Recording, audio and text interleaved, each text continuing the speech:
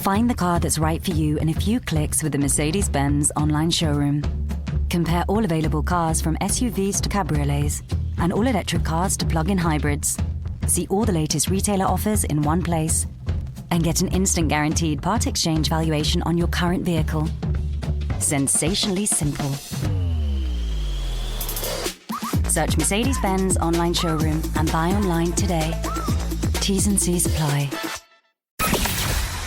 The fastest goals, the experts' opinions. This is Clyde One Super Scoreboard.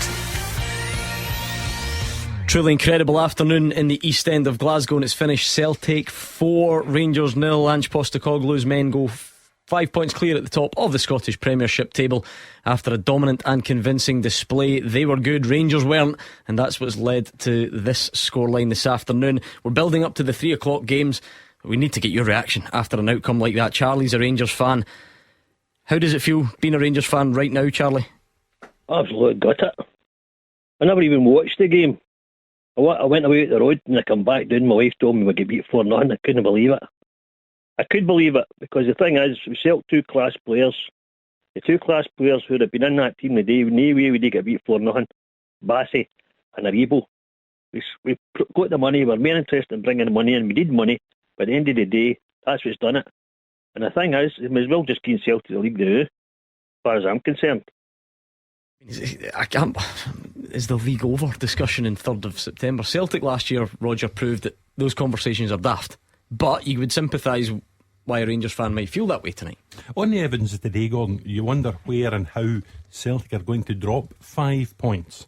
And you would wonder, can that Rangers team haul themselves off the floor and go on the type of winning run that Celtic did last season to claim the title? I don't really have an answer to either, because I couldn't tell you where that Celtic team will drop 5 or 6 points. And looking at Rangers today, and looking at the Rangers side that dropped points already at Easter Road and needed a comeback at Livingston and have huffed and puffed a couple of times, you don't see them going on that type of run either. Who takes the blame for that today though, Charlie? If you're mentioning signings, is that the board's fault? Is it the manager's fault? What about, the performance itself, the guys that are there on the pitch? How much blame do they need to take? Well, I'd blame the whole lot of them, because I blame the board for the starters. They should have brought somebody in, 2 or 3 players in at least. They had their money. They've been talking about not having money, and this carry on. They've had the money to buy players. The thing is, the manager has only got what he can do. As I said, he should have pushed it. He bounty knew they were going to be underpowered. You know what I mean? As I say, with 2 players missing, that's 2 class players, and you're just getting in there and going like you're getting lambs to the slaughter kind of thing. You know what I mean? So we got through Europe and all the rest of it. But as a Celtic supporter said the other night there, we were lucky. Well, Jim Duffy, this is the start of the inquest, because a result like that, the scattergun is going to come out. It's inevitable. This is just the beginning of it. Yeah, I mean, Roger, I think, said, I think it was half time that this Rangers team is currently weaker. And I think that's fair to say defensively. I think, but you've also got to put things in perspective in terms of, Rangers qualifying for the Champions League group stages was a phenomenal achievement, and they've done that with this group of players. But I do agree. I was majorly surprised, like many people, that they didn't strengthen. I don't know how long the injuries that would be to Davis and Suter, but they definitely need strength in that area. I personally feel they need a little bit more pace throughout the team, either in the midfield areas, and I know Sakala and Wright and stuff like that up front in the wide areas, but certainly in the midfield areas, I think they need a little bit more legs and energy at times. Lawrence was a big miss as well, who's injured. So just you asked me at the very start of the show, and I said Celtic's got a really healthy squad, but they've also got a very strong squad, talented, and even losing Kyogo today. So that's their key player. So I think it's too simple to just turn around and say, Aribo and Bassey was there. I think Celtic were better in just about in all departments today than Rangers were. That I said they were switched on, they were sharper, they were, as I said, more alert. Every aspect of the game really taking the game to Rangers, whereas Rangers were, couldn't catch a breath really. And ultimately, as I said, I think it was the quality of Celtic and the way they play, the manner and the style in which they play, which was the difference. Not just the fact that there was one or two players, but I do think Rangers should have strengthened, absolutely. Yeah, I mean, Roger, it doesn't mean that it has to be wrong, and it's not knee-jerk either. We've had loads of Rangers fans this week saying that Rangers should have strengthened in what's been happening with signings. But also, what about the guys that are there? I mean, just off the top of your head, like James Tavernier is the captain, has been great.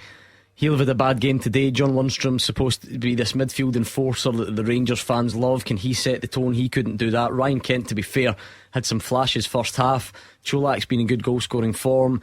Didn't do much today. This will be a multifaceted problem, surely, for Rangers today. Of course it was. The Rangers, every player performed lamentably today, as the Rangers fans at Callers will tell you this afternoon. Bigger picture, they haven't built on where they were at the end of last season. They reached the European final and they won the Scottish Cup final, and they should have built from a position of relative strength. Now, the guys who have come in the summer, Cholak and Tillman, showed up okay, but if you're in a Rangers team, the game you need to show up in more than any other is the game against Celtic. It didn't do anything and they were hooked, and they were the only ones of the summer signings even seen today. Thank you, Charlie. Jim is on the line. Jim, again, how do you sum up how that feels to see your team lose like that today? Hi, how you doing, guys? Well, still kind of picking up the pieces. You could debate it all day, but all I'm hearing is lack of signings. You can sign anybody you want. See, if you're not going to turn up and show hunger and a desire to win the game, you're still going to lose it. And we showed nothing today to desire to win that match, and that's why we lost it. It was nothing to do with a lack of new signings. Fair point, Mark. Yeah, I think he's spot on. I mean, you looked at some of the Rangers players today, you could see quite clearly on that the Celtic players were willing to run through brick walls. You know, when the ball went out of play, they were sprinting to get the ball. They were sprinting off the back of Rangers players. Numerous times, a couple of the goals you've seen in that Rangers right hand side, people jogging back into position. And Jim's right, if you turn up like that at Celtic Park, you're going to get done. I'm going to bring some of the guys in as well. I know you've got other things on your mind, but Fraser Wishart, that is a result that's going to send shockwaves through Scottish football, isn't it? Yeah, absolutely. I mean, I don't think anybody really expected Rangers to be blown away the way they were, but I think all the comments have been made by the caller there and by the guys who saw the game. I've just seen the goals, and every one of them is a poor goal from a Rangers perspective. That shouldn't take away from Celtic, who were just terrific. And I think one of the differences is in that midfield area. They've got guys like O'Reilly, like Hattati. They'll go in behind.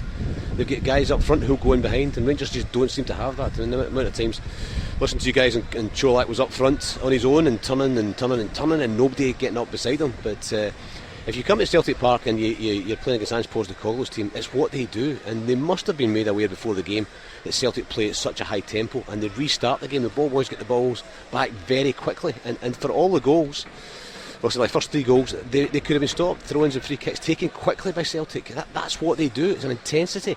And for the Rangers players, like the first one, there was a couple of players with their back to the guy taking the throw-in. The third one, there was 2v1 in the throw-in area. So poor from a Rangers perspective, and they've got to recover quickly. Obviously Scattergun about today, which has not been out for a wee while. It was all joy this time last weekend, but they've got some big games coming up, but they've got to play a lot better. But Celtic are terrific. They are a really, really good team, and the signs are certainly worrying for the rest of Scottish football. Celtic are going to be completely dominant. How does it work though, Jim? Because already we're only in early September and Rangers have done a lot of good things this season. Champions League qualification from the qualifiers is not easy. Those games against PSV, and they're in there. So is this a one-off really bad day that you think you can recover from, or is this a sign that makes you worried about where this Rangers team goes? I think it's maybe a kind of mental thing if we got to Parkhead rather than the bigger picture. Actually, before the game, I was kind of thinking, like, we've had big games to deal with this year. They've just had league games to contend with. So I kind of thought we'd going to kind of establish, set ourselves up, set our stall up well, and it just never happened. And it was just a rerun last February, which actually got worse because it finished 4. But it's early in the season and we can hopefully just put it behind us. But it's simply just no good enough for a Rangers side, it really, isn't it? I can understand the emotion. Thank you, Jim. I'm going to try and fire through a few of these because obviously it's not normal open line territory, and we've got 3 o'clock games. 2 very angry Rangers fans. In contrast, Craig in Deniston's a Celtic fan. How happy are you with what you saw, Craig? How are we doing, panel? Not as good as you, I suspect. Oh, I'm absolutely brilliant. I'll tell you right now, that was phenomenal. I can see it coming because Celtic are just free-flowing, always scoring, never boring. I know it's an old cliche, but one thing I'll pick up on, in 35 years in following Celtic, this is potentially one of the best Celtic teams that I have seen. Another thing I will pick up on in an O panel, what was it Kenny Miller said on the show the other night? It was something to do with Gio having Angie's number. I would just like to pick up on that, and I know Kenny's not on the show today, but I would like to get his thoughts on that. What do you think, panel? I think, he's not here, you're right. I think the general point he was trying to make, and by the I'm sure he'll hold his hands up and say it wasn't the case today, was that in the 3-0, Ange completely dominated, and that he felt in the games that followed that last season, it looked like Rangers had got to grips with it a bit more and had figured it out. Now, obviously, that wasn't the case today, and we'll get Kenny's thoughts on that at some point. What do you make of Craig's point? He's at 35 years a Celtic fan, and he's feeling pretty good about this current crop, Roger. Yeah, they're going really well, and there will be optimism, positivity, all of those type of words over the next 48, 72 hours with Real Madrid coming into town. If you're going to prepare for a game on your own patch against the reigning European champions, the best way to warm up for that's a 4-0 win against Rangers on the Saturday lunchtime, Gordon. There are obviously injury doubts over Kyogo and Carl Starfelt, who went off, but Celtic at the start of this season, having had a full pre-season under their belt, no European qualifiers to interrupt. When they went to Dingle on Wednesday night, it was the first midweek game, and you can see the fruits of their labours in the training ground coming together. Craig, there was a spell obviously when Celtic were regularly beating Rangers convincingly. How does today compare to some of them? How does it rank? Oh, it's brilliant. I think you can see that I don't think Celtic played particularly well. I just think Rangers were very disappointing, to be honest with you. I think there's a clear gap. You can see that they've not done anything in the transfer window. We've obviously strengthened. I think 5 points now ahead. I think Real Madrid. I think we're going to beat them now, and I'm actually quite confident of that. Just the European champions, though, Craig. Oh well, I wouldn't be surprised if. Listen, I think, of course, they're European champions, but like the way that we're playing at the moment, I don't think anyone. Why should we be scared of anyone? You know, absolutely. And what a night it would be! Can you imagine it? You two will be on here. That's not me saying that it won't happen. Just worth pointing out. They're quite good, so it'll be an interesting test. I hadn't heard, Gordon. Are you extending the show on a Tuesday night? Yes, until 11 o'clock. Did I tell you two? We're delighted to be here. You look at you're both wearing black for the occasion today. I see. David Friel, it's interesting when you think about those comparisons, because Celtic fans have been lucky. If you're of a certain, if you're a young Celtic fan, you've seen a lot of convincing wins over Rangers. There was a spell there, of course, where Rangers got the better of Celtic. But those games were, in hindsight, against what was a weaker Rangers team. This is supposed to be a strong Rangers team, European finalists last year. Does that add even more to the size of this result? Yeah, 100%, Gordon. I mean, there's always going to be comparisons, and look, this Celtic team, this Celtic era is still in its infancy. Ange Postecoglou's only been there for a year. He thinks he's got many more levels to go up and everything. So comparisons are maybe a bit early. What I would say is I can't remember a more entertaining Celtic team in my lifetime, to be perfectly honest with you. I think the brand of football they play, the pace they play at, the desire, if you've got the quality and the ability Celtic have added to the hunger and desire, and you saw it at the kind of first 3 goals today, that's a really potent mix. And comparisons are probably for 10 years down the line, but I think in terms of just entertainment and the brand of football, it is as good as I can remember seeing. Yep, quite the outcome this afternoon. We are building up to the 3 o'clock games, but of course it's tough to not react to that afternoon at Celtic Park. Celtic 4, Rangers 0. We'll try and take more calls, and we'll build up to the other big games next. Scottish football's league leader. This is Clyde One Super Scoreboard. Been quite a Saturday. Celtic have beaten Rangers by 4-0 in the East End of Glasgow. We are reacting to it. We're taking phone calls. We're also building up to the 3 o'clock games as well, because every single team in the top flight plays today. It is a fantastic day of football ahead, and of course, depending who you support, it's either been a fantastic or a dreadful day so far. Archie is a Rangers fan. I feel like we kick off with the same question, Archie, because it's fresh after full time. How does it feel What's the emotional going through you at the moment? Emotion, rage, a bit of shame. Ashamed of the team, to be honest with you. Absolutely ashamed of that performance. I just angry, just disillusioned, to be honest with you. Just shocking. At what then, Archie? I mean, who's getting it the most from you? I know there'll be a temptation to blame a lot of people, but what makes you most angry, disillusioned, raging? I think I listened to the boy when he was talking about that people sort of want to win the game, and I think there was only one team that wanted to win the game. I think I've come on a few times, and listen, I don't rate the manager first and foremost, and I think that the European run papered over the cracks at Rangers. I don't think we've improved whatsoever under his tenure, and I think I've spoken about 10 times about this. James Tavernier is never a Rangers captain. He's a bottle merchant. Every time he plays against Celtic, he never shows up.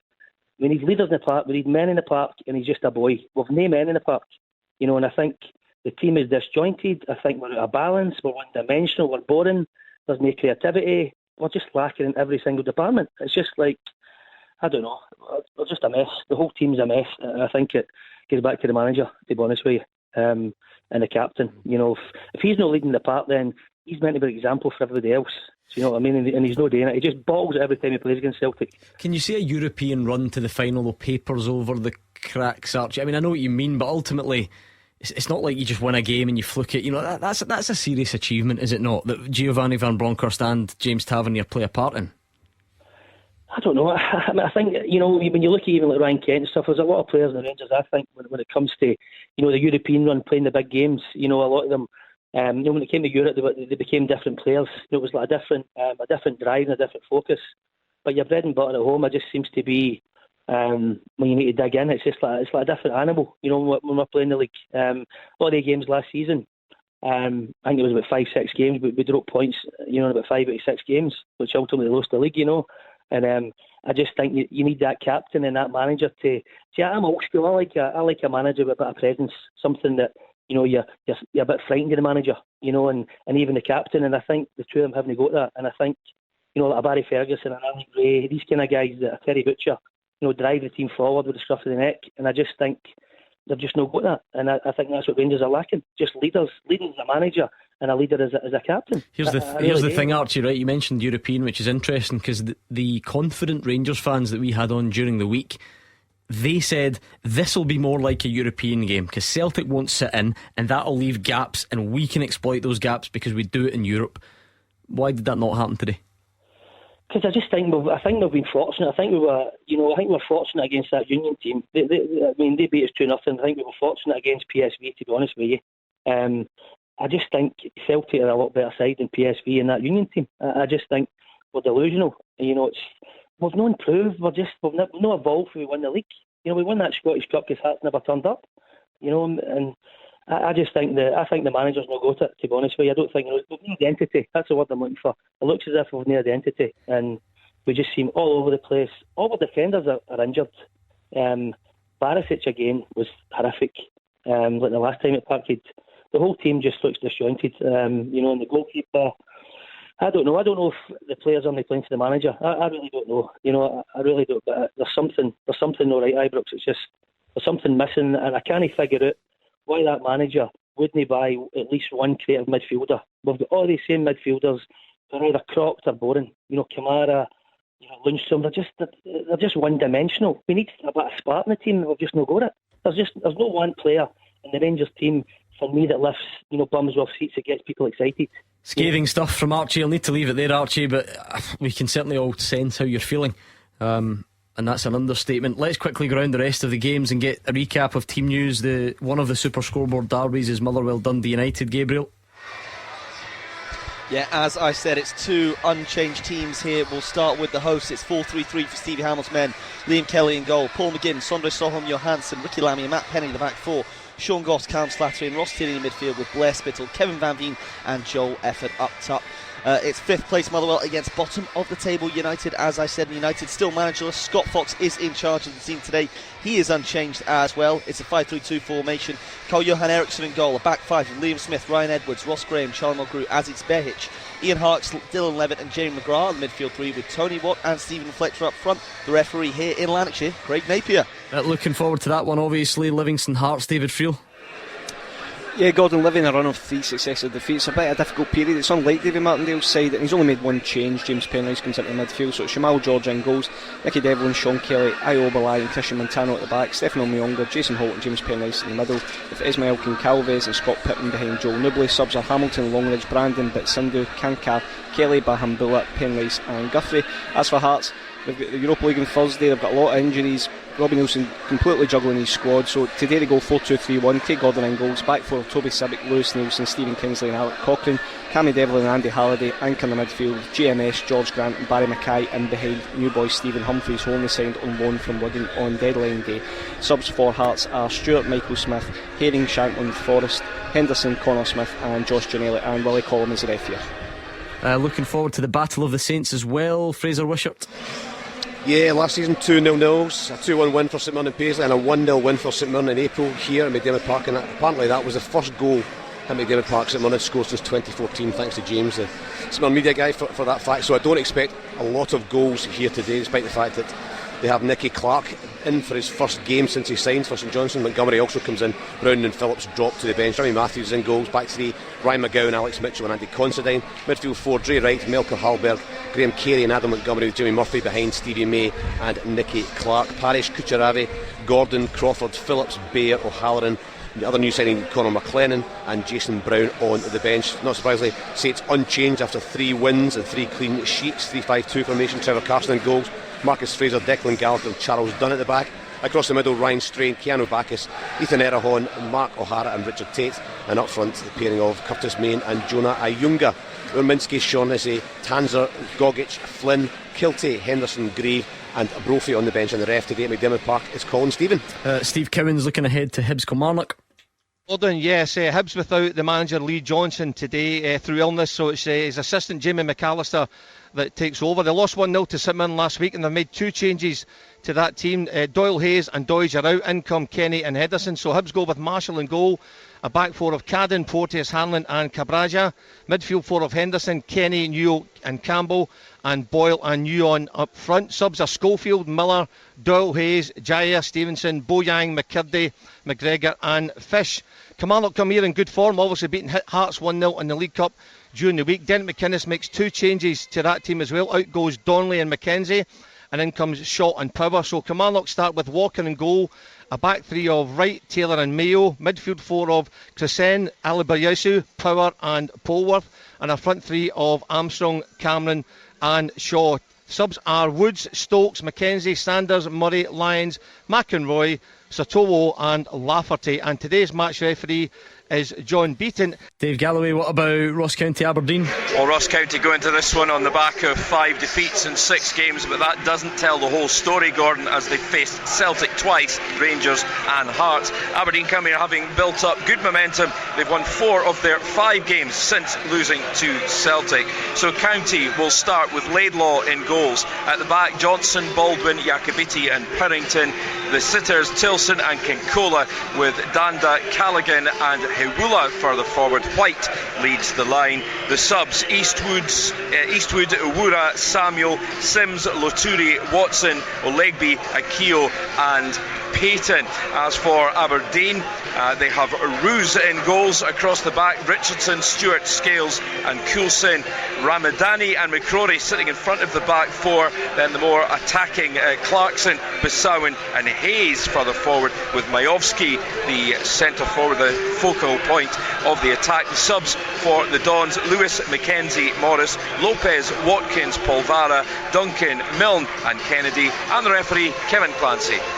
What a day of football it's been already, and hopefully that's just the start. We've got 5 big games kicking off at 3. Should be a fantastic afternoon, and we'll get them underway next.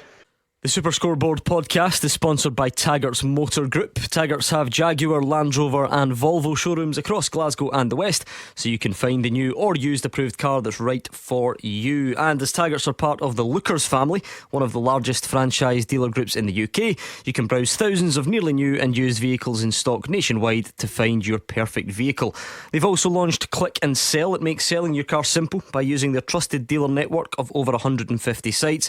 Why not give it a go today? See how much you could make on your old car. Taggarts have Land Rover showrooms in Motherwell, Darnley and the north of Glasgow, with their Jaguar and Volvo showrooms found in Hillington. Check out taggarts.co.uk to get your new or used approved Land Rover, Jaguar or Volvo today.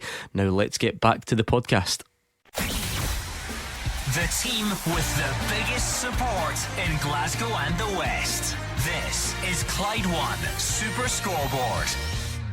It's been quite the afternoon already. Celtic have beaten Rangers by 4-0. Roger Hanna, Mark Wilson and Gordon DL are in the studio. We've got the top team all around the grounds, and now attention turns to the 3 o'clock games, because we've got 5 of them as well, and lots to play for up and down the country. So we'll take you through that. Of course, we'll have all the usual, and we will try and squeeze some calls in as the afternoon goes on. It'll be foot to the floor open line at 5 o'clock, as it always is, but keep the calls coming. We'll try and take some throughout the course of the afternoon and reflect how everyone's feeling out there, because I think that's important as well. But you were all fairly poor. Mark Wilson, you said 3-1 Celtic. You were closest. Gordon, I just ask a quick question. Have we said goodbye to Jim at Celtic Park? He's probably still just hanging on there. he will sympathise. How busy has this been? We've got a lot going on. It's freezing. Forgot about. What do you mean it's freezing? It's about 15 degrees. He's got his hat on. Jim, a hard man like you from Maryhill, he thinks you're freezing in 15 degrees. Seriously. Sitting here with shorts and a t-shirt on. You forgot about him, didn't you? Not at all. Hey, listen, have you seen him this week? You've seen him. I told Mark. You seen him, Mark? No. Have you still got it, Jim? No, he ditched it. He's come in here on Wednesday, Mark, Thursday, or whatever night it was. A wee white goatee, spitting image of Mike from Breaking Bad. That's who I told you I couldn't remember the name. Image. Anyway, did you shave it off because these guys? People started handing me vouchers and coins and things like that. So no, I was a bit scruffy, but I liked it. Yeah, you did shoot it, Jim. You did shoot it. Anyway, what about the game today? Now that the sort of calm, if you like, starts to set back in, how do you reflect on it, Jim, before we send you up the road? To be honest, it was just a game that Celtic thoroughly deserved to win. You mean with the better team and in all aspects, and I think that, listen, you can be unlucky sometimes in these games, particular. There's debatable referee calls and all these sort of things, but just overall, I think that Celtic, totally controlled the game, the tempo of the game. Rangers, I think, a little bit, as I said to you, looked as if they were surprised, which they shouldn't have been.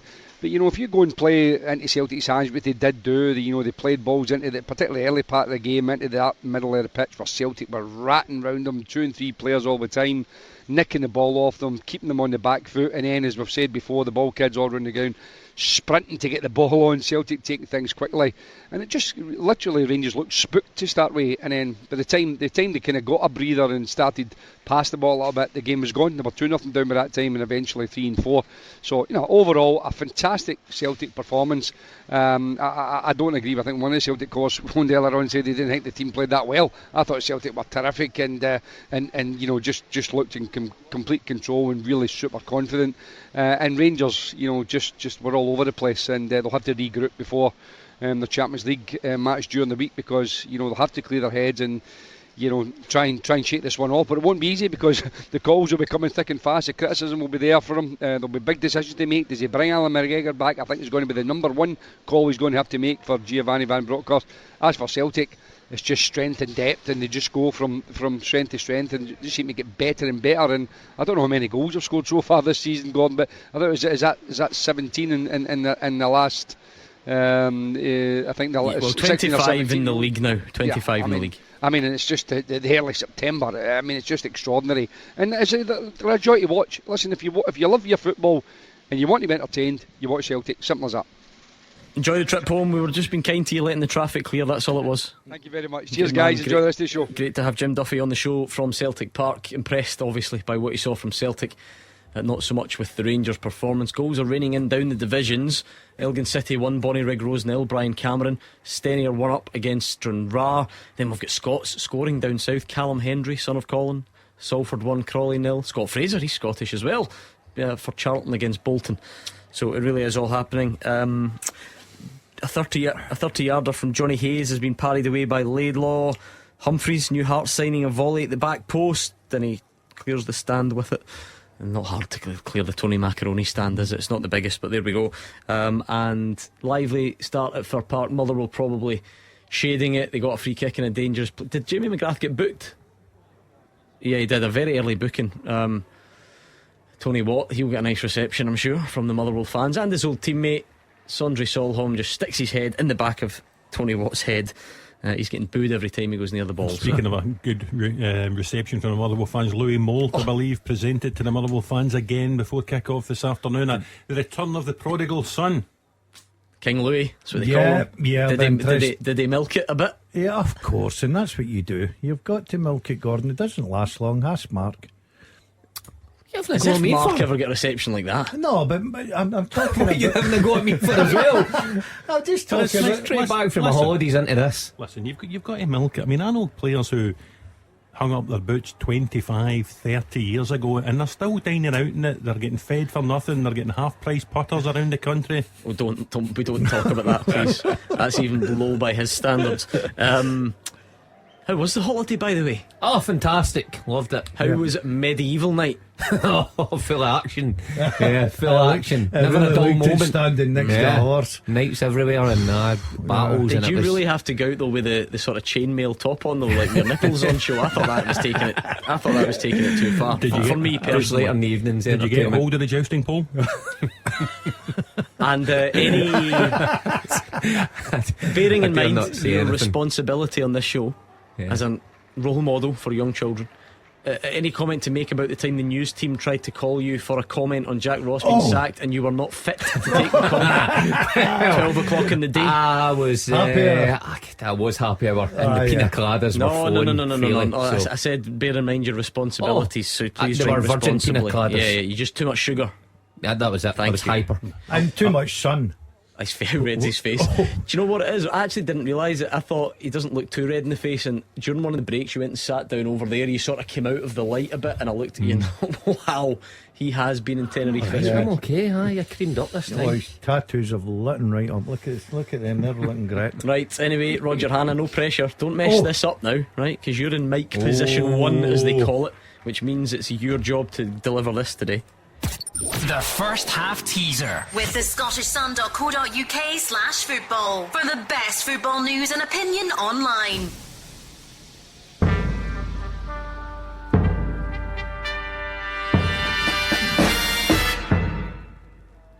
Here is the first half teaser. Sir Hugh Keevins has graciously left his glasses for me to read this afternoon, and I think it's doable for this pair of former Old Firm men. Since season 1999-2000, 7 players, that's 7 players, have scored in an Old Firm match and have a first and second name which start with the same letter. Now, one of the answers is what the player is best known as, not his actual given birth name. Wow, give us that again. Since season 99-2000, 7 players have scored in an Old Firm match and their first and second names start with the same letter. And one of the answers is what the player was best known as, not his actual given birth name. There's a wee clue for you. Yeah, a wee clue. There was a big chance for Motherwell, actually. It was a ball over the top. Was it Spittle that raced onto it? But the shot was a bit tame and saved by the Dundee United keeper. Alloa have taken a lead at Clyde. Bradley Rodden with the goal there in 6 minutes. So the way that first half teaser works, right, you've heard the question. If you think you know the answers, head over to @ClydeSSB on Twitter. Answer it there, put as many correct answers as you can on one tweet, and it's really a race against everyone else, so you're trying to beat them to the correct answer. So send it over @ClydeSSB. You can also see the question written down there as well. Are we off to a good start, Roger? I'm not sure Jota's an answer. No, but you have a look. Remember, listen, Mark, it's got to be teamwork. You take the team out of teamwork, it only becomes work. What is wrong with this guy? In the nicest way possible.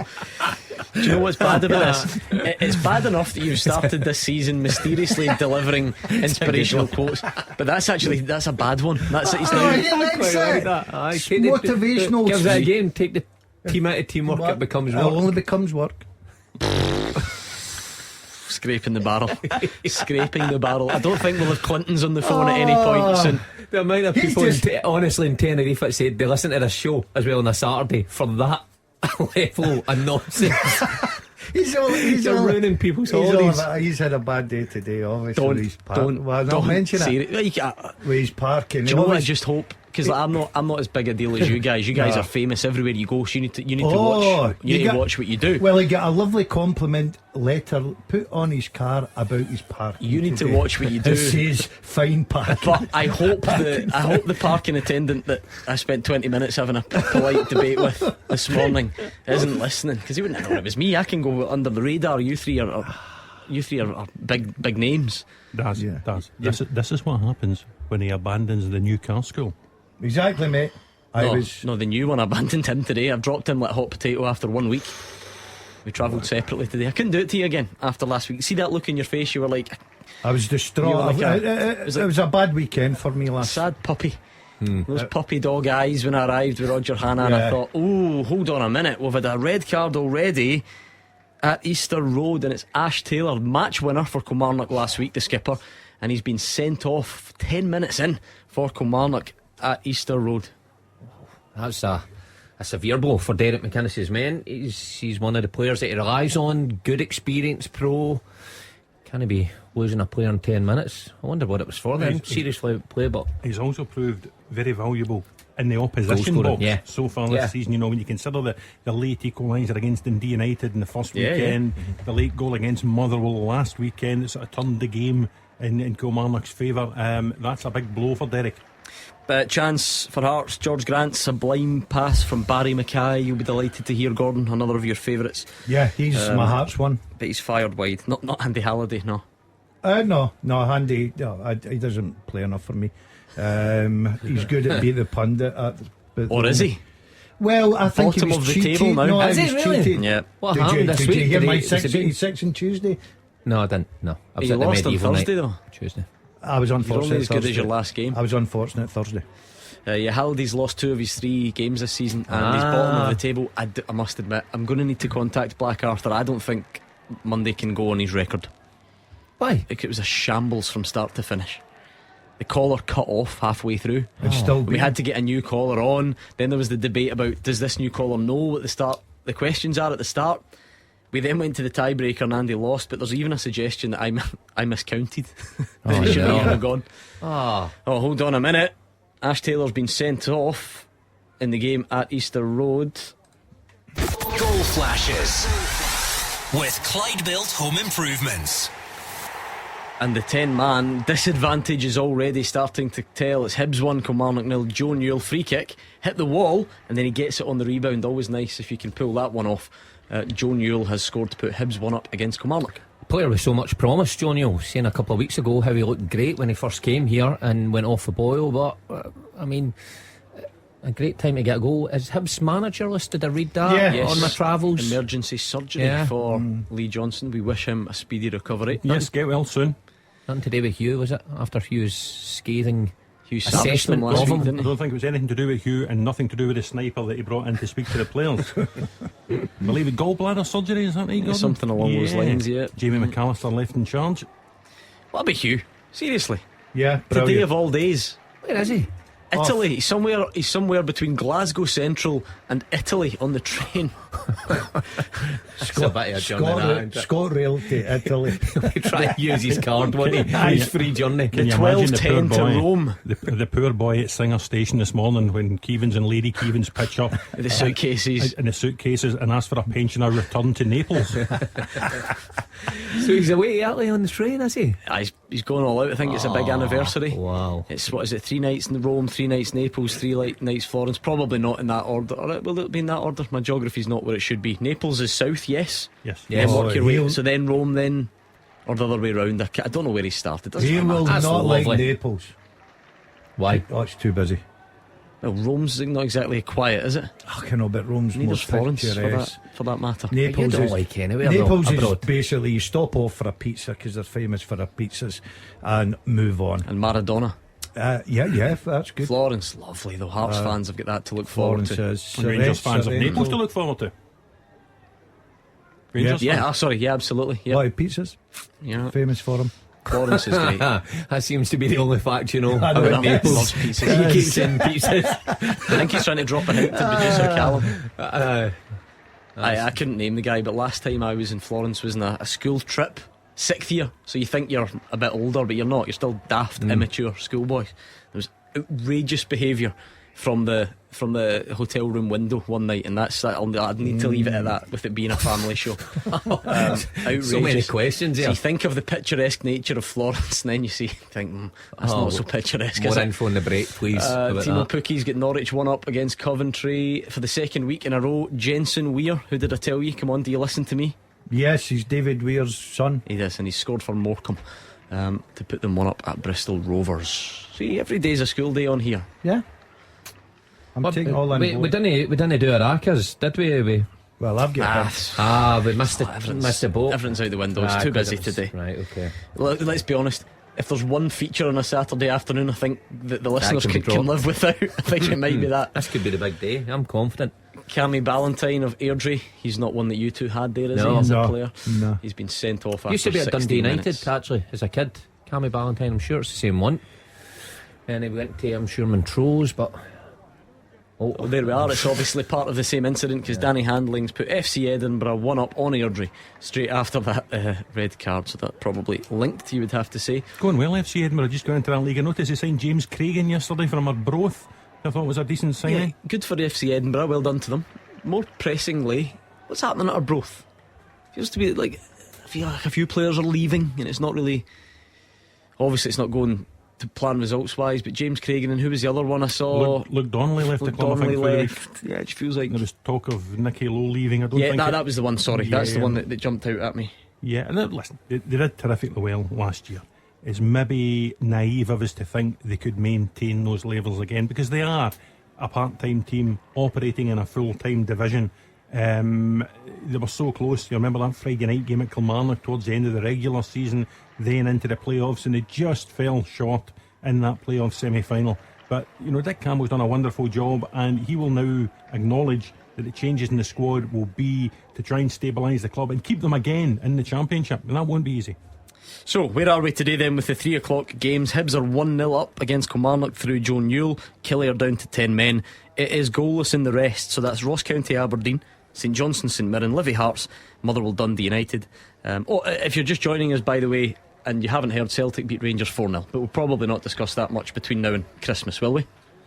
I'll always be referred back to this game, that's for sure, because we spent most of the day referring back to the game in February because there was such a gap between the teams. So I mean, the phone lines will be interesting later. We had a snapshot earlier on, Gordon, with the Rangers fans and how they felt. It's amazing the difference that this result makes. 100%, because that's what we said earlier. It allows you to, and I'm not saying these are valid, but all of a sudden everything the Rangers fans felt about Malik Tillman and how great a signing he's been, they start questioning it. Antonio Cholak, they'll start questioning. James Tavernier, every time Rangers have a bad result, someone will question him. The clean sheets with the goalkeeper. Exactly.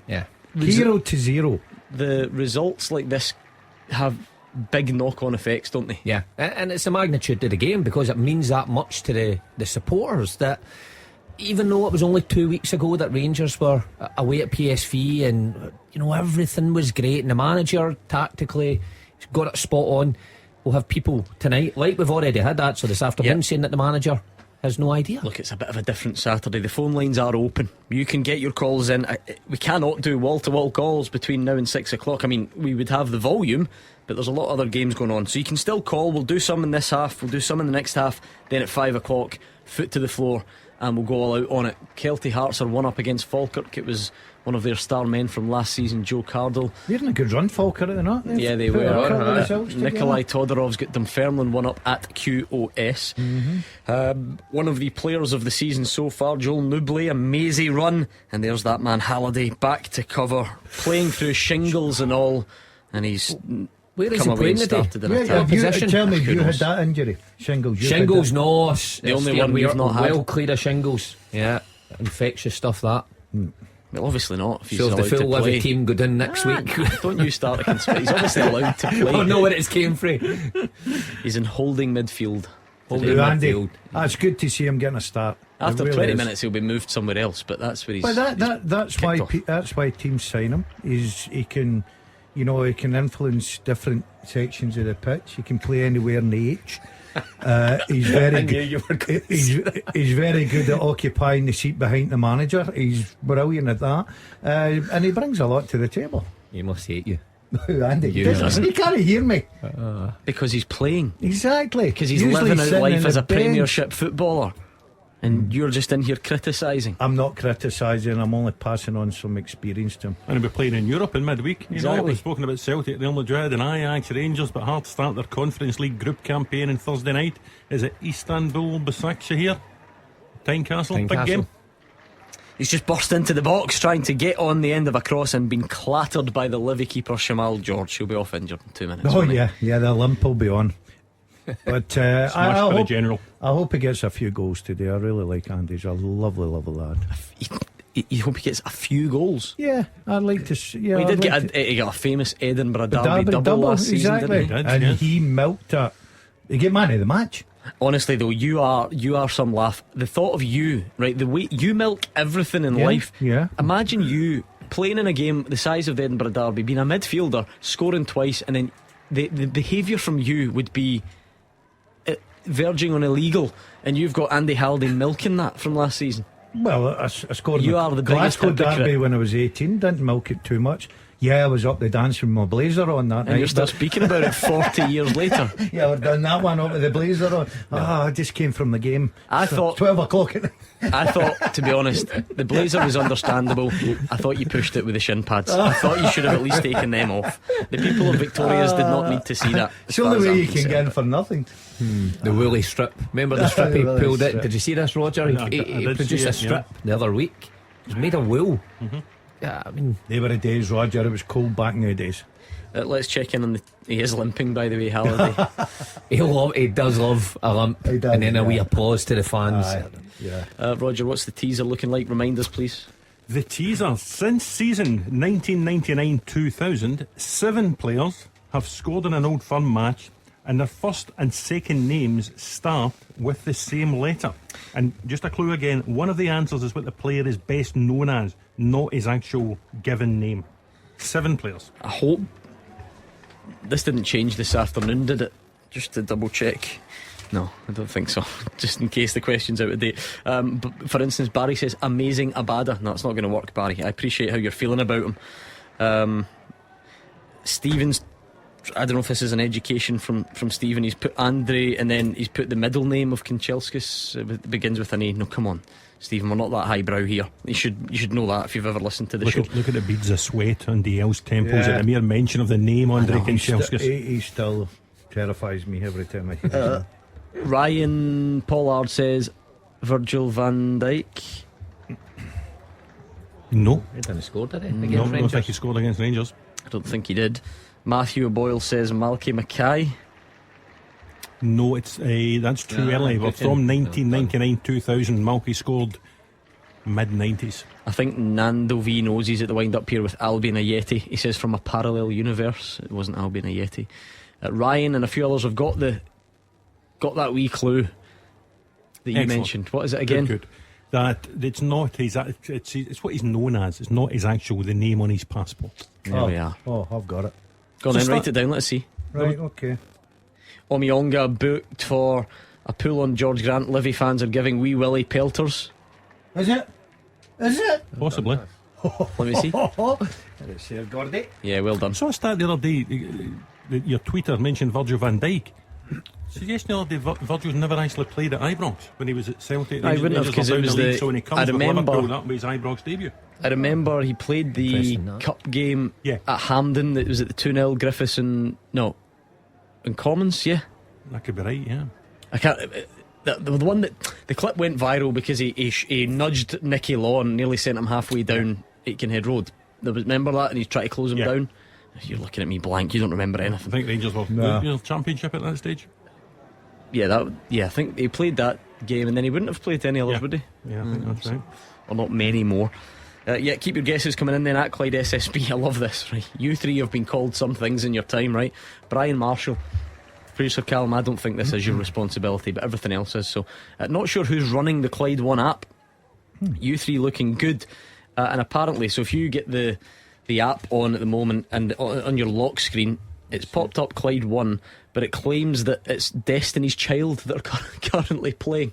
Yeah. So rather than a picture of you three, It's a picture of Destiny's Child, and I have that. The similarities that end there. You guys won't know that happens every week because I listen to the app. If I'm going to Aberdeen or thanks Perth for advertising Dundee, that. we obviously sort of just drive out of where you would normally hear the reception. So here's a tip, listeners: plug in the app on your mobile. It'll play through the speakers, but on your smart screen in the car, it brings up a picture of a random, sometimes it's Destiny's Child, it might be another band. I'm so glad we've got one of these to just stop this discussion. I don't quite know why it happens. Flashes with Clyde Built Home Improvements. Nothing better than scoring on your debut. Come on down. Nicky Clark moved from Dundee United to St Johnstone, and he's not taken long to find the net for St Johnstone. 1-0 against St Mirren.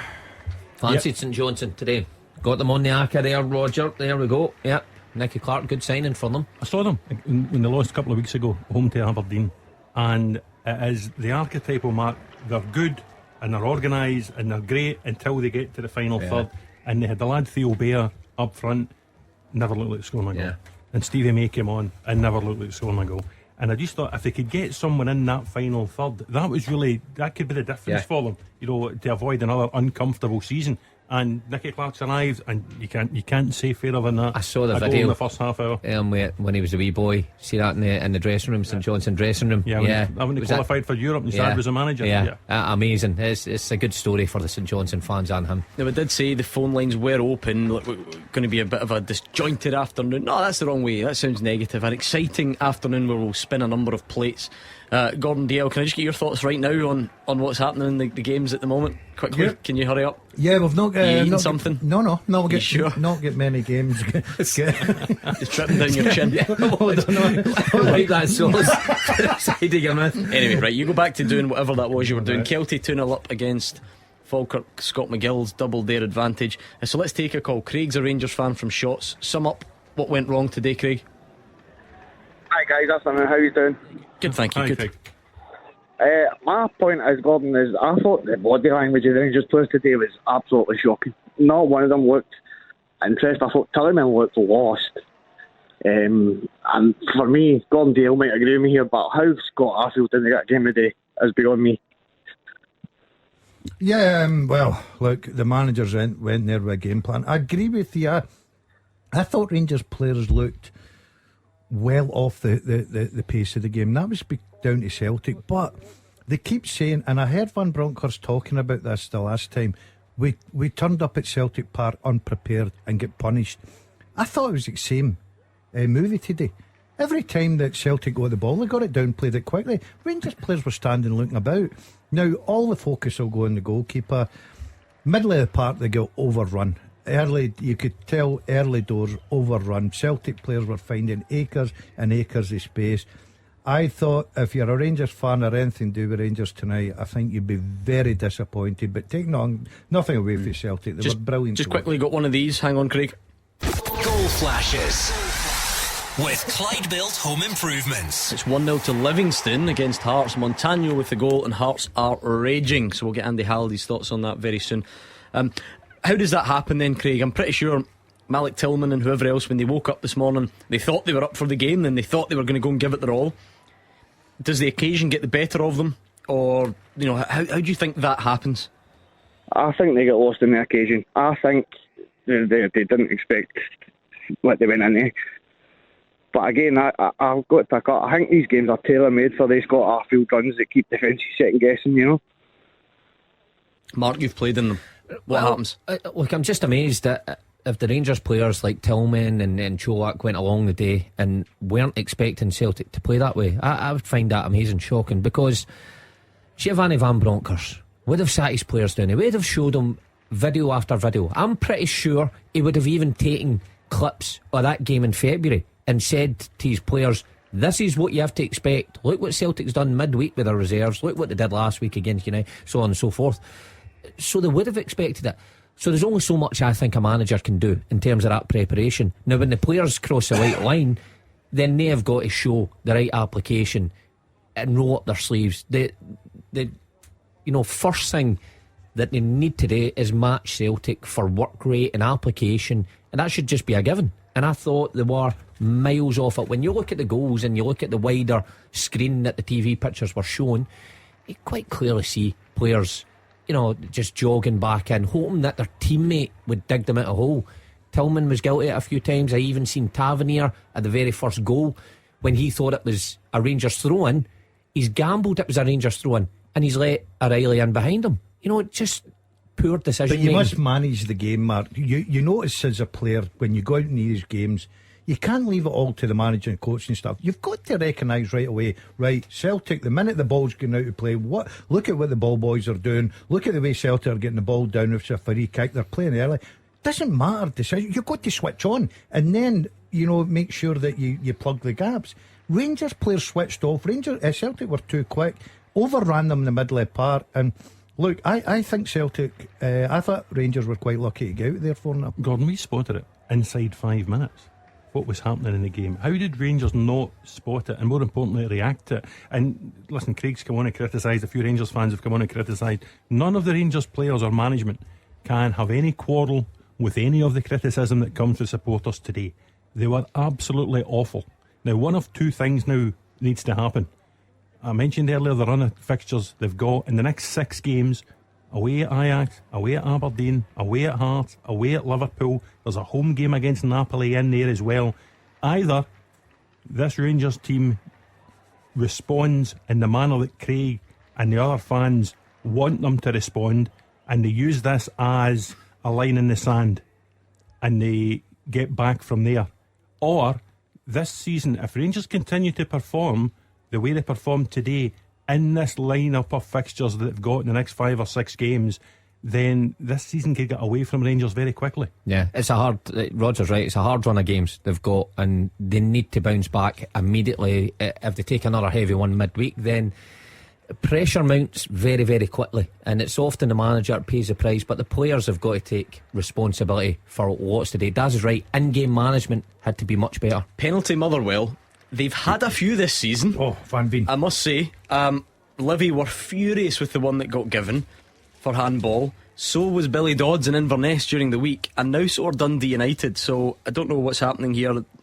Surely the referees aren't favouring Mother. You never hear that as a theory, do you? That'll never catch on. Do you think all these years of Gordon Dalziel defending the referees somehow subconsciously it's actually helped them? Look, you have to score them, and Kevin Van Veen has done so far, but he's already taken so many. Will he continue that run, or will the goalie come out on top this time? So Kevin Van Veen is going to take. He's got a bit of competition now for his slot for Louis Moulton. It has been saved. Kevin Van Veen's penalty, you usually back him, but it's been saved by the Dundee United keeper, and it is still level. Oh, what a let-off for United. Yeah, sometimes you say, Gordon, see when you're taking penalty kicks so many in a short time, goalkeepers do their homework, goalkeeping coaches do their homework. It's up to you as a striker to try and outdo the goalkeeper, but obviously the goalkeepers get the better of him this afternoon, so it just shows you it's not always a given the minute you get a penalty kick. There's something about the kind of law of averages, Roger. I mean, if you take 5 across the season, fine, but he's had maybe taken like 4 or 5 in the space of a couple of weeks. Does that make any difference?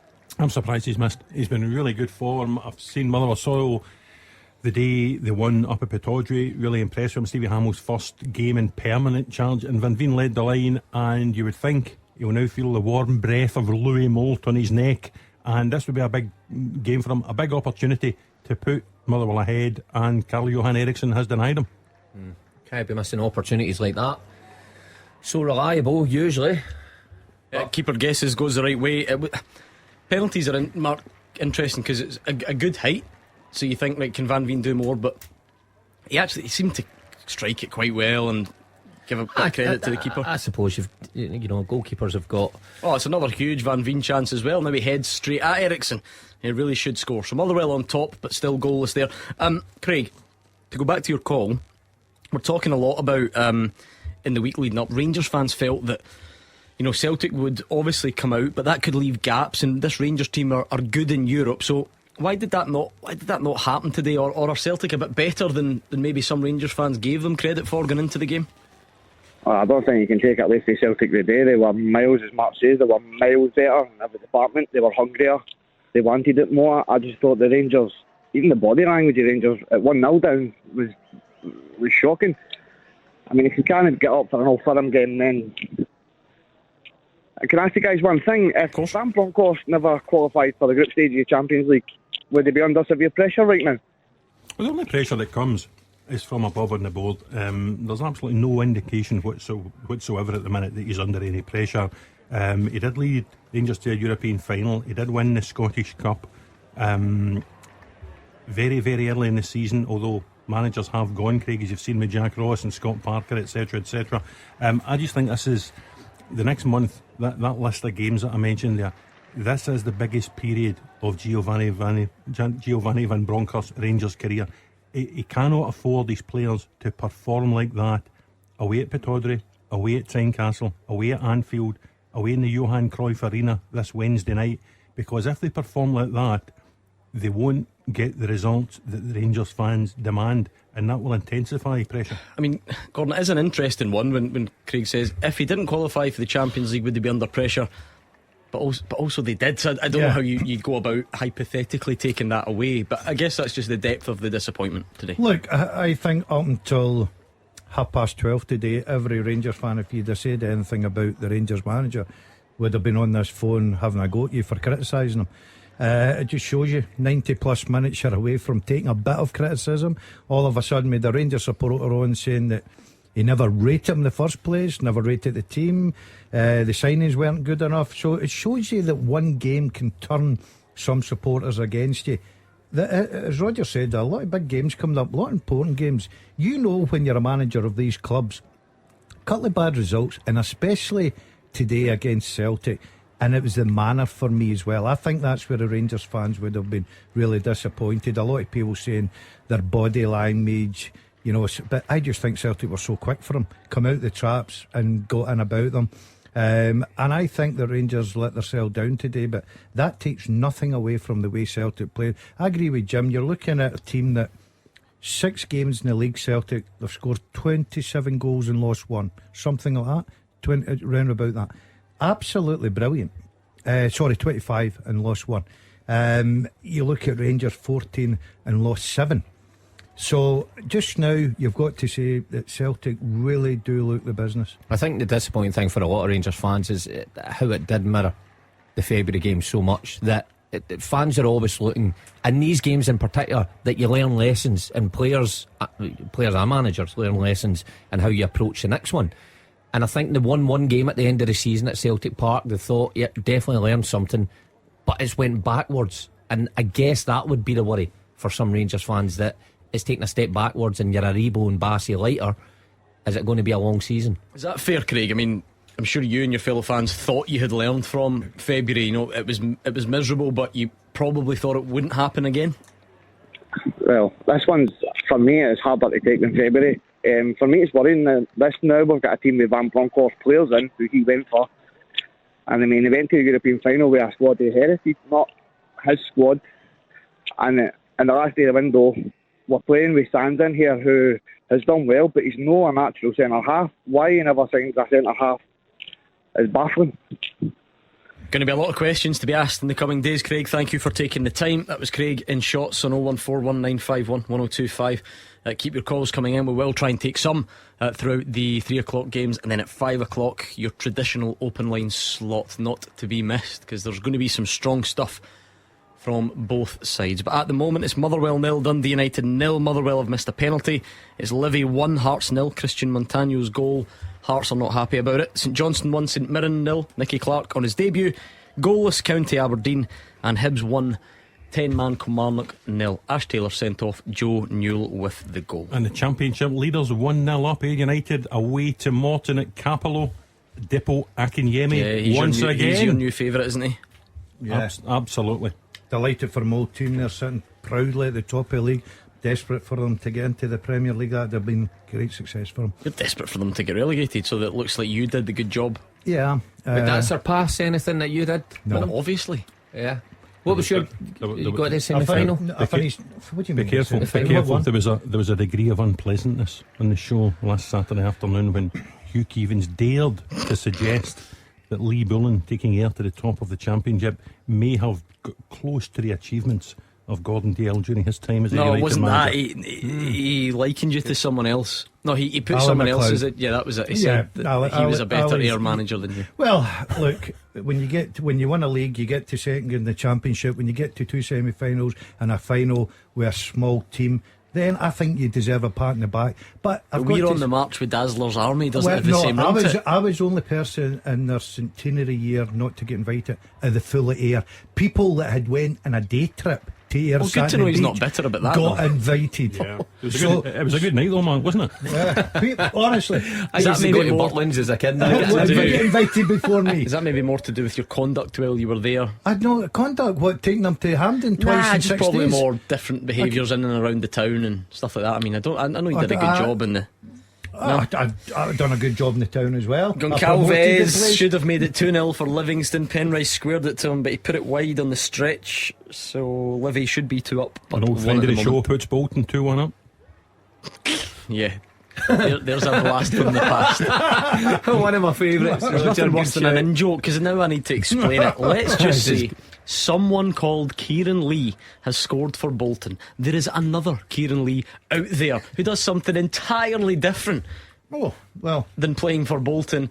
Mark Wilson apparently is a big fan of him. He let it slip on the show one day, and it grew arms and legs from there. And the guy ended up getting in touch with the show. And go and look it up, right? I'll leave Fantastic. that there. It's a family show. Fans out there. Anyway, I think we should leave it there, right? Let's round this off while we can, Roger Hannah. The first half teaser. With the scottishsun.co.uk/football for the best football news and opinion online. Since season. Too early. Look at this. He's no Hugh Keevins. Now you speak. Sorry, I had to get into the black swivel chair first. Since season 1999-2000, 7 players have scored in an Old Firm match, and their first and second names start with the same letter. They are Cameron Carter-Vickers, Scott Sinclair, Nacho Novo, Yeah. Bobo Baldi, Yeah. Claudio Caniggia, There you go. Michael Malls, and Jonathan Johansson. I take it you two got them by Yes, the stupid yeah. look on your face. Yeah, I don't know. No, you put him and I put him. Anyway, forget you two. Well done to all the listeners. It was a great response as always. Miko got the bronze medal, Liam Boyd the second fastest, and Michael Thornton was the winner. Well done to you. We'll have a Who Am I in the second half. We've got Mark's got Stewart's inquiry. No. What's your Stewart's inquiry? Go on, say it. I thought it was Don't- Giacomakis, but he's not scored, has he? Has he? He's not on producer Callum's list. Seems pretty easy to solve, no? That's solved that one. Giacomakis hasn't Would I scored tell you? against Rangers, has he? Never take the team out of teamwork. So it's the worst Stewards inquiry ever. No, I'm just scoring them off the list. Okay. Cove Rangers 0, Hamilton Accies 1. Jean-Pierre Tihi has scored on 41 minutes for the Accies. Kevin Van Veen's now hit the bar for Motherwell. Oh, he's he's hit the just bar. having one of He's his missed a days. penalty. He's missed a sitter. Motherwell He'll probably score then. on He'll the score balance this of that afternoon. should be in front, but sometimes those are the ones that come back to haunt you. He was slipped through by Ross Tierney, and it really is a bit of a sitter. Is Moult on the bench? No, or No. was it just on No, field? no. I was going to say it's set up then for him to come on and grab the limelight. No, this is the thing that it's exciting. They call him King Louis. It's great. It was a great relationship. Louis Moult left Motherwell 4 years ago and has not played a lot of football. He's been injured so often, one after the other, long-term ones as well. So it's going to be an ask for him to be the Louis Moult of old, Gordon. It certainly is. He'll need to obviously get a few games under his belt and a few obviously training sessions to get up to speed and get back into the way of things. But one thing the fans will certainly give him every encouragement they can, but he's got to get that number 9 spot of Van Veen, who I know you're a fan of the songs. Did you go for the Moult one? Moult, he's Louis. No, it's like to the tune of I just made Gold that up. Spandau Ballet. It's that you are Moult. Oh, so it is. Always believe Calls himself you've a got the fan. power to score all And that you've sort of got stuff. the song, but yeah, sorry, I forgot. Can we about get that one. Gordon to maybe do a rendition of that at some point? I think that would Maybe be get him the wonderful. words. Dundee 2, Queen's Park 0. That would be a good result. Zach Robinson on 44 minutes. Yeah, I was interested in the quotes from. You see Gary Bowyer complaining about the day he had on Thursday, transfer Did deadline he get day. a parking ticket as well? No. No, but he did manage to get himself locked in his flat and had to be helped out of his accommodation. It seemed to be some internal door or something that he couldn't get through, and he said he then eventually got to his work was looking at 4 different signing targets, didn't get any of them, and ended up wishing he'd stayed locked in. Is it just me? Is it just me, or do things like this happen to Dundee quite often? Well, if it's not a spam folder, it's a locked internal door. That sounds like an awful excuse. There is such a thing as telephone, emails, He didn't see internet, but he couldn't get past. He didn't see wee Gordon Strachan ducking under. And then the keys padlocking the door. Yeah. That's an odd excuse. Gordon is right. Dundee always have some sort of comedy errors behind them. Well, that's so far it's a good result for them, because down at Ayr they were terrible, I've got to say. So they need a good result, especially at home, and against a Queen's Park team that's invested a few quid and get some good players as well. Good manager. Half time at Fir Park. Let's speak to Gabriel. Motherwell 0, Dundee United 0 here. Motherwell clearly on top, and they will feel they should certainly be in front. Kevin Van Veen denied from the penalty spot by Carl-Johan Eriksson. The hosts started on the front foot. They had a free kick early on. It was Van Veen. It's really been Van Veen the centre of attention all half. McGrath tripped in, but he couldn't convert it. Spittle was then put through by a good long ball over the top from Sean Goss. He came in from the left, but it was a tame shot and an easy save.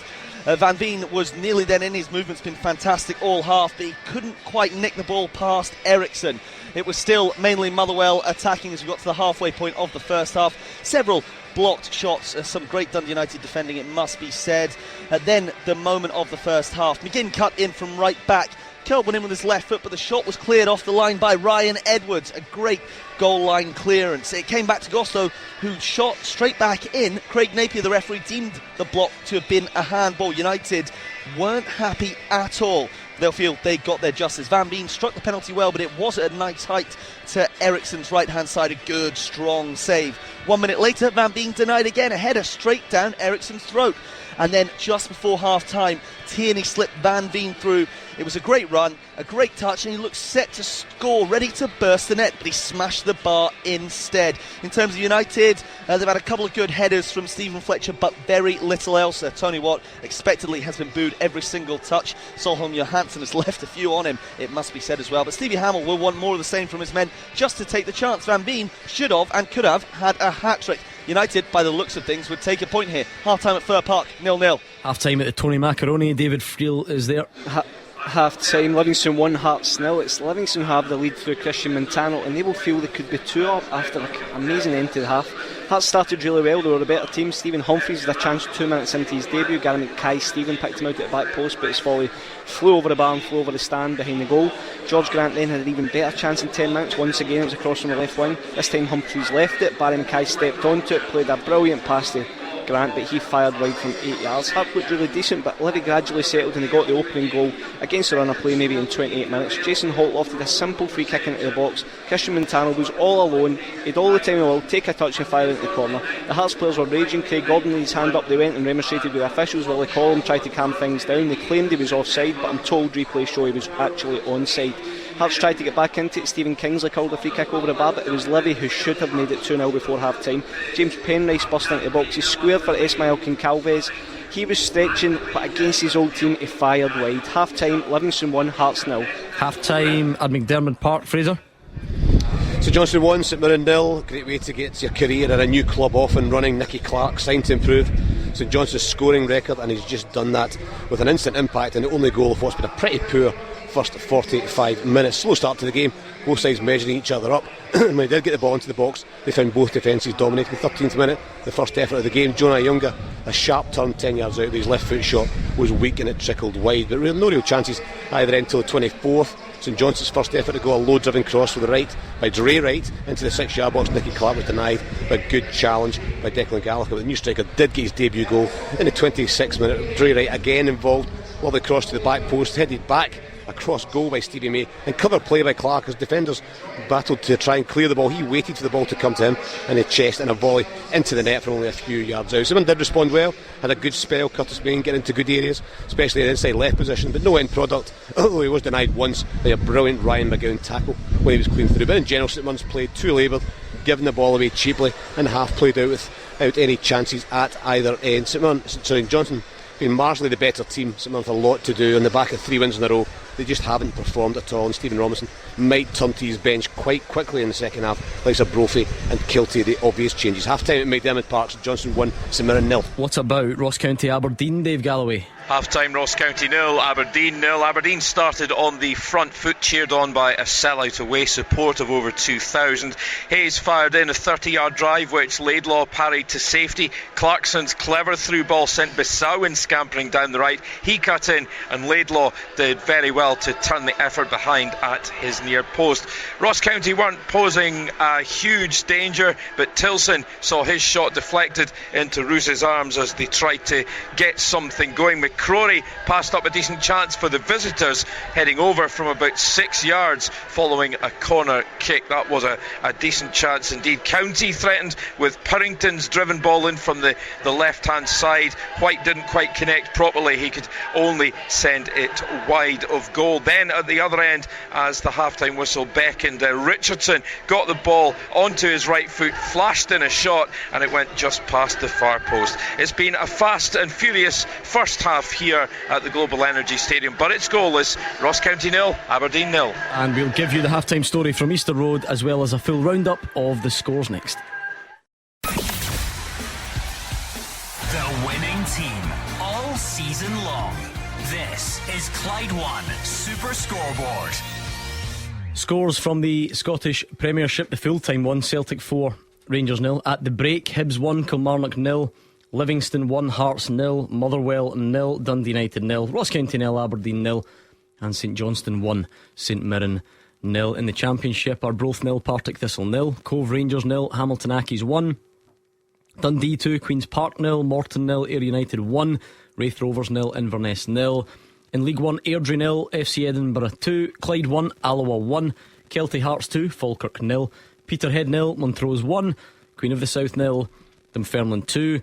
In Scottish League 2, it's Annan Athletic 0, Forfar 1, East Fife 0, Dumbarton 1, Elgin City 1, Bonnyrigg Rose 0, Stenhousemuir 3, Stranraer 0, and Stirling Albion 0, Albion Rovers 0.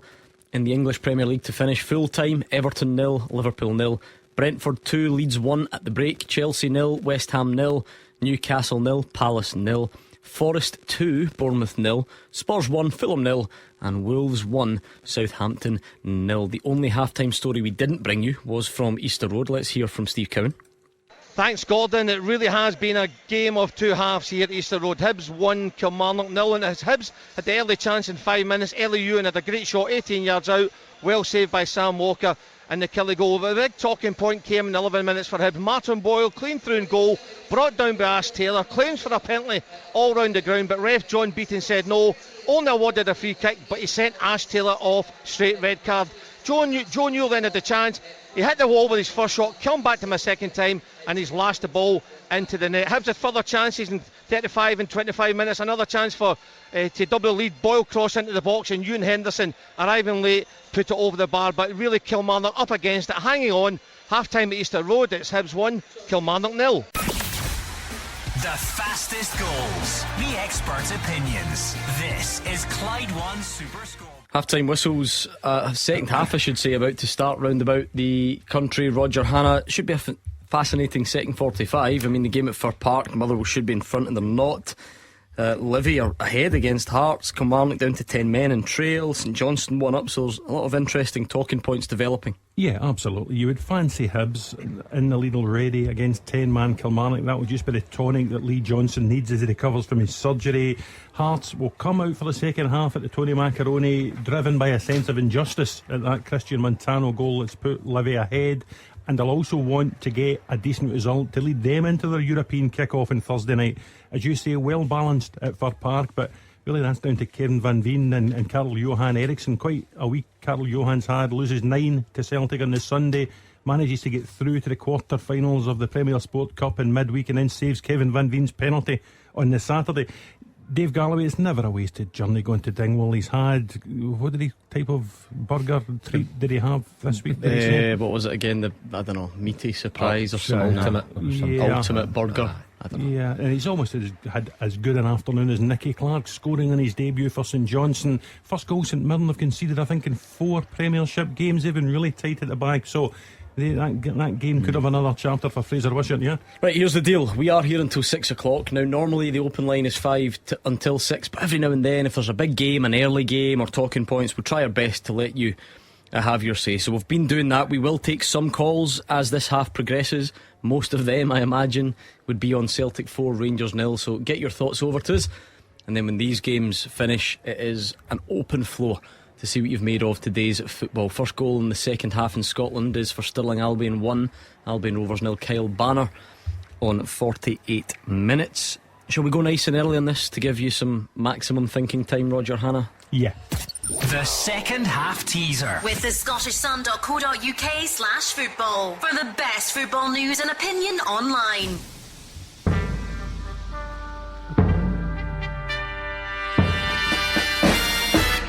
The Who Am I? I have played alongside Adam Lallana, Stephen Thompson and Chris Iwelumo, and I have been managed by Stuart Pearce and Mark Warburton. I've signed permanently or on loan for 11 clubs, including in Scotland and on another continent. I also have caps for my national team. Who am I? Wow. A lot of info there, Gordon. Do you want it again? Let's do it. I have played alongside Adam Lallana, Stephen Thompson and Chris Iwelumo, and I've been managed by Stuart Pearce and Mark Warburton. I've signed permanently or on loan for 11 different clubs, including in Scotland and on another continent, and I've won caps for my national team. Who am I? Any ideas, Gordon Dale? No, I'm just digesting the question. This is my fault. I'm on a bit of a push to try and make these harder. The listeners are taking the mickey out of us every week. They get them so quick. Their knowledge is something that we can only dream of, and someone always gets it. In fact, I don't mind if someone gets it straight away, but multiple people get them straight away. We need to make them harder. Is that going to do the job? I don't know. I think that's a tough one today, Gordon. That's a tough one. Producer Callum's just sort of boastfully in my ear said that no one's got it yet. It's only been on for about 3 seconds. Well done, Callum. We're proud of that. I'm sure everybody out there will be putting their minds together. Have you got any idea? Don't say it out loud, but no, I'm struggling a little bit just now. I'm going. I sort of eliminate managers, teams. Remember the famous moment when our old pal Alex Ray just straight away said the name? Ian Wright, wasn't it? I'll never forget that. I played with him. I played against him. Oh, it was magnificent. Straight away. Just how are Reading doing today? Have we seen? Aye, how was he doing actually? Well, they were top of the league. What? And then Sheffield United battered them midweek 4-0. Yep, first against second, wasn't it? Paul Hitt, but they were top going into that. They don't play until tomorrow. I'd like to see. Yep. Stoke tomorrow. Alex Neil and Alec Ray, two shaven Scotsmen. Oh, that'll be fine. Last week I go away and he's manager of Sunderland. Then I come back and he's went to Stoke. What's been on there? Amazing. He changed clubs. That's what the fella for the Brecon Gazette said when he went on holiday. By the way, the phone calls I used to get for the press up there every, what was it, Friday and Thursday. Oh, to be fair, there was a lot to question what was going on. Yeah, I know. What's your thoughts on the 7 you lost last week? No, I told you I said St Johnson. I was at that game. Thanks, Roger. It was awkward. 7 going on a lot more than that. Alright, so we're up and running on the teaser. Get them in at Clyde SSB. We're going to take your calls on the earlier game. And if you're anything like me, you must be very, very keen to hear from both Ange Postecoglou and Giovanni Van Bronckhorst to find out where it went right and where it went wrong. So we'll do that very soon indeed. You won't want to miss that. We'll play out the thoughts of both managers following the game. Listen to Callum, still no correct answer, he says on the teaser. We're now up to 90 seconds. Roger just gave me the show me the paper. The school teacher. No. Right, I'm going to go down this road. Okay. You see where I'm going with that there, Gordon? What have you put? Gordon Dale, you're off it. Yeah, you've gone into a dead end. Dead end, okay. That's it. He's got about 10 less caps than that guy. I think he's got 1. I was going managers and teams and clubs. He's got 11. I forgot about the caps. caps. Right, okay. Northampton 2, Barrow 1, Kieran Bowie. Is that not Wraith Rovers kid, Kieran Bowie? Yeah, they went to Fulham and I think he's out on loan now, yeah. I told you, I'll always try my best, make it about that's good. Scottish football. You missed a Stirling goal, did you? No, I said it, 1-0 Kyle Banner. Yeah. It's all there. It is all there. Stirling Albion 1, Albion Rovers 0. And still goalless for Park, still goalless Dingwall. St Johnstone lead, Livy lead, Hibs lead, Celtic 1. It's all about the home teams today. No one's travelling well. What's happening? No, good result that for St Johnstone if they managed to. Great result for St Johnstone. It's weird how at this stage of the season, managers get labelled with, the season's a disaster. You look at Callum Davidson and it's not going so well for him. But if he wins today, the table just takes a turn. He's certainly been backed up there. He's brought in a right few players, Roger. How many? He needed them. No. Needed them though. He's lost all sorts. Yeah, he's brought in a lot of players. And what about Hibs without a manager? I know the 10 men's helping them, but Hibs have been a team this season. I look at individually and I think they should be a force to be reckoned with. But they've got away with murder in some games. They've been so poor last week as well. That'll be a good result for them. Did you watch the game last week? I did. Aye. Did you? Where from? Yeah. On holiday. On the medieval night. Just after the medieval night. Yep. Scott Allen, big money move to Arbroath. The man who was going to revive their season, sent off. Second bookable offence, 5 minutes into the second half. Still Arbroath 0, Partick Thistle 0. Oh, well, that is a shock. I mean, we just had him on the phone. We were chatting to him a couple of weeks ago, saying how he was looking forward to getting fit and getting back in the team. I would think it was surprising if he fitted into that side. I thought he would fit into that side, the way he played, just as a bit of creativity. But not going well at all for Arbroath. What's up with you? What's going on? No, I took a bit of cramp. No, did I just see you throwing rude gestures at the TV? That looks like a man who may have had Crystal Palace on his coupon. The only one who should have gamble responsibly. I did say Newcastle are a different side. I just like Crystal Palace. I like them. I like watching them. I like they're a good attacking that's side. Great. Tyreek Mitchell own goal. See, he's even a Palace man that scored for him. Okay, Clyde 1, Alloa 2, Connor salmon. We've got salmon and fish in the division now, in Scotland, don't we? Hibs signed Fish. Yes, they did. What's his first name again? Will. That's right, Will Fish, that's right. What a name, man. I know, it's a cracker, isn't it? Fish. Yeah. Just furious that Rod Petrie's no longer in charge. We could have had Rod Hook's Fish. Oh dear. That's why you've got the gig you've got, Roger. Always thinking. What, Hugh Keevan's stunt double? Yeah. Aye. What sort of gig's that? You did say stunned. Yeah, I did. It just shows you though that people listen to every detail, and we should be honoured by it, and I truly am. We were talking earlier about Hugh Keevans, and we said he was going to Naples, Florence and Rome, and Matthew tweeted in and says, actually Hugh said it was Venice, Florence and Rome. You are right. Sorry that I get Hugh Keevans' itinerary wrong. That's why I told you. Away Venice, is he? Yeah. Love Venice. Imagine him on the gondola. Oh, old romantic that he is. I hope he doesn't fall. I don't think he can swim. Hope he doesn't fall in. He can't. Nah, he can't. To be fair to Hugh, he can't do much. He can't swim, he can't drive. Can he see him running? Doesn't he like chocolate? Doesn't like chocolate, which is the weirdest thing. Doesn't he golf? Hold on a minute. To normal people, that's not. Oh, hold on, Gordon DL. Crystal Palace's goal has been removed. Newcastle's goal, sorry, has been removed. Stirling Albion 1, Albion Rovers 1. Charlie Riley with the goal there. It's kicking off a bit at Fir Park. Dundee United players aren't happy with some of the officiating. Neither Stevie Hamill. He's been booked. So it's That's it. He's officially a manager now. Once you get your first booking from a Premiership referee, you're in the club with the rest of them. Quite a mild-mannered character. He's going to have to go some to match his predecessor. He was booked every week. And do you know? I was up at the game for a short spell Wednesday, and where? Well, this sounds like a lie. Where? No, the Motherwell game. No, and you'll know why I was there. You were up for a short spell. Yeah, I didn't stay for 90. Who describes going to a game like that? And I noticed once again they've changed dugouts again. Have you noticed that? No, they've just gone back to the way they used to be. Yeah, but that's right then, isn't it? Oh, well, I totally agree with it, because Graham Alexander, we're talking about the bookings, and this is why I'm bringing up a really interesting conversation here, if you'd let me finish. You moved the dugout, but he actually moved the home team to the other dugout so he could get to the. He's asked you to let him finish as well, and he can't even finish. Are you what are you trying to say? What are you trying to say? Is that the big punchline? He moved to the dugout that was near assistant referee. Okay, is that why you did it? Yeah. Right. Okay, that is really interesting. By all accounts, he moved so that he could get in that linesman's ear. Yeah, did he? So they say.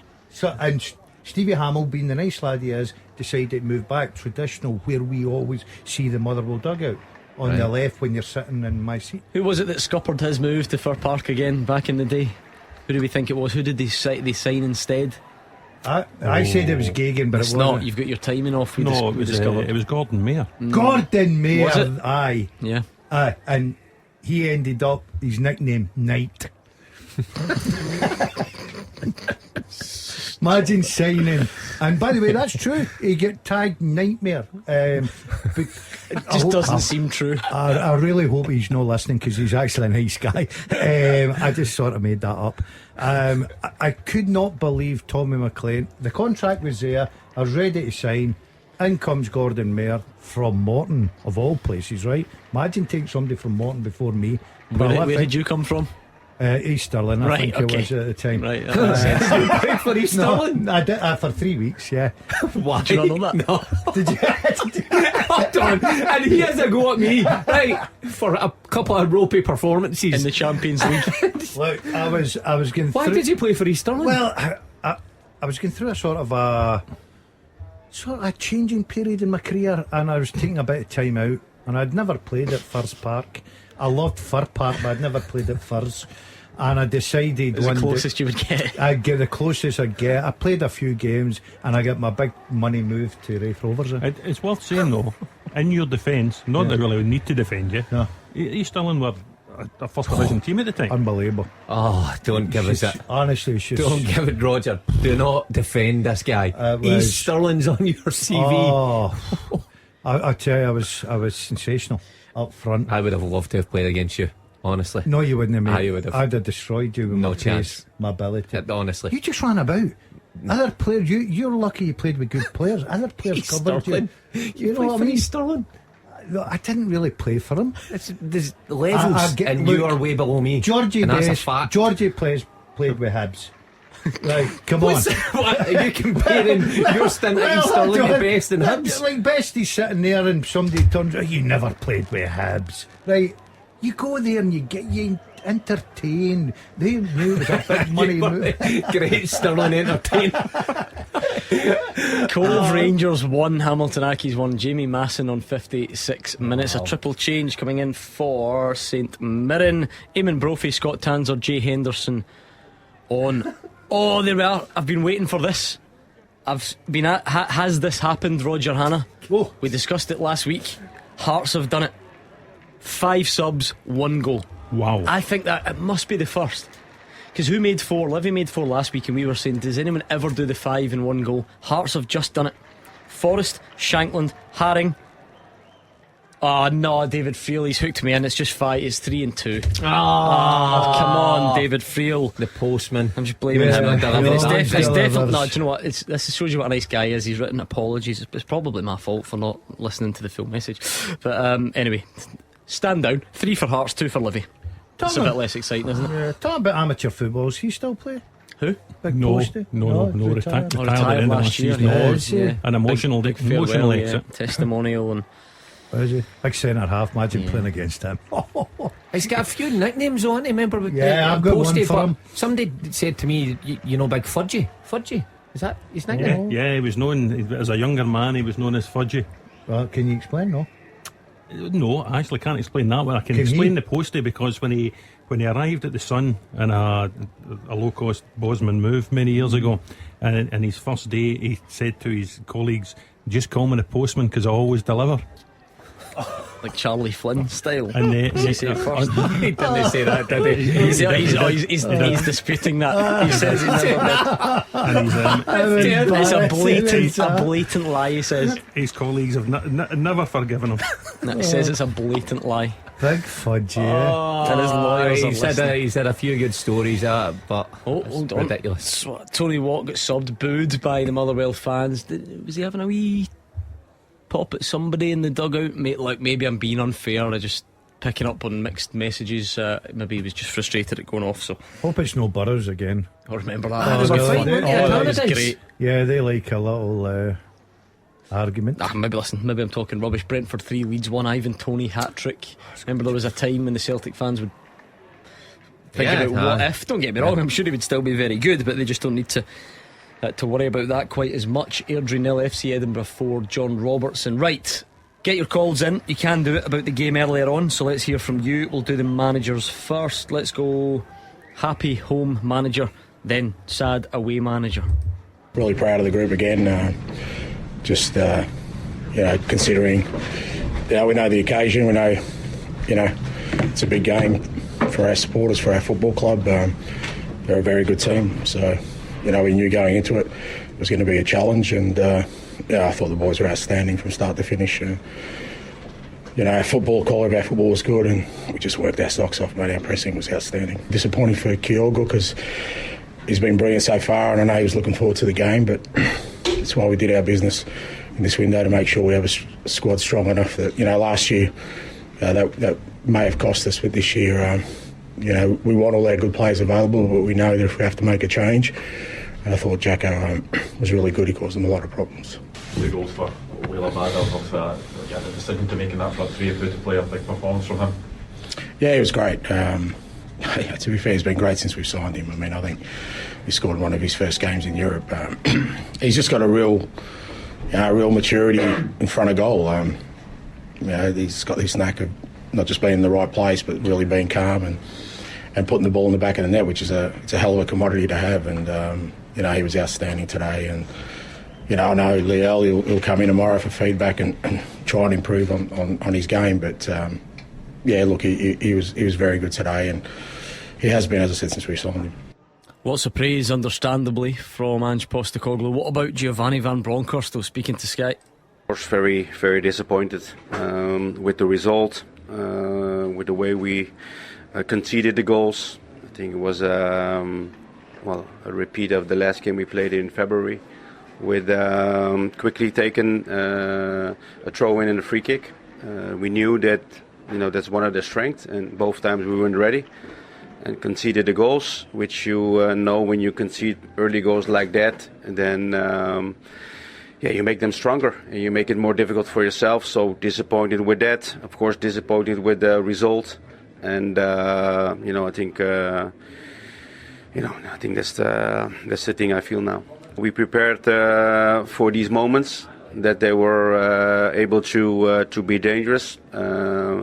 And we weren't ready, so that's very disappointing, because you want to play a good game. Of course, you can always have goals against you, but not in this manner. I think that's not the way we need to concede goals. It's very difficult for me to say why we didn't.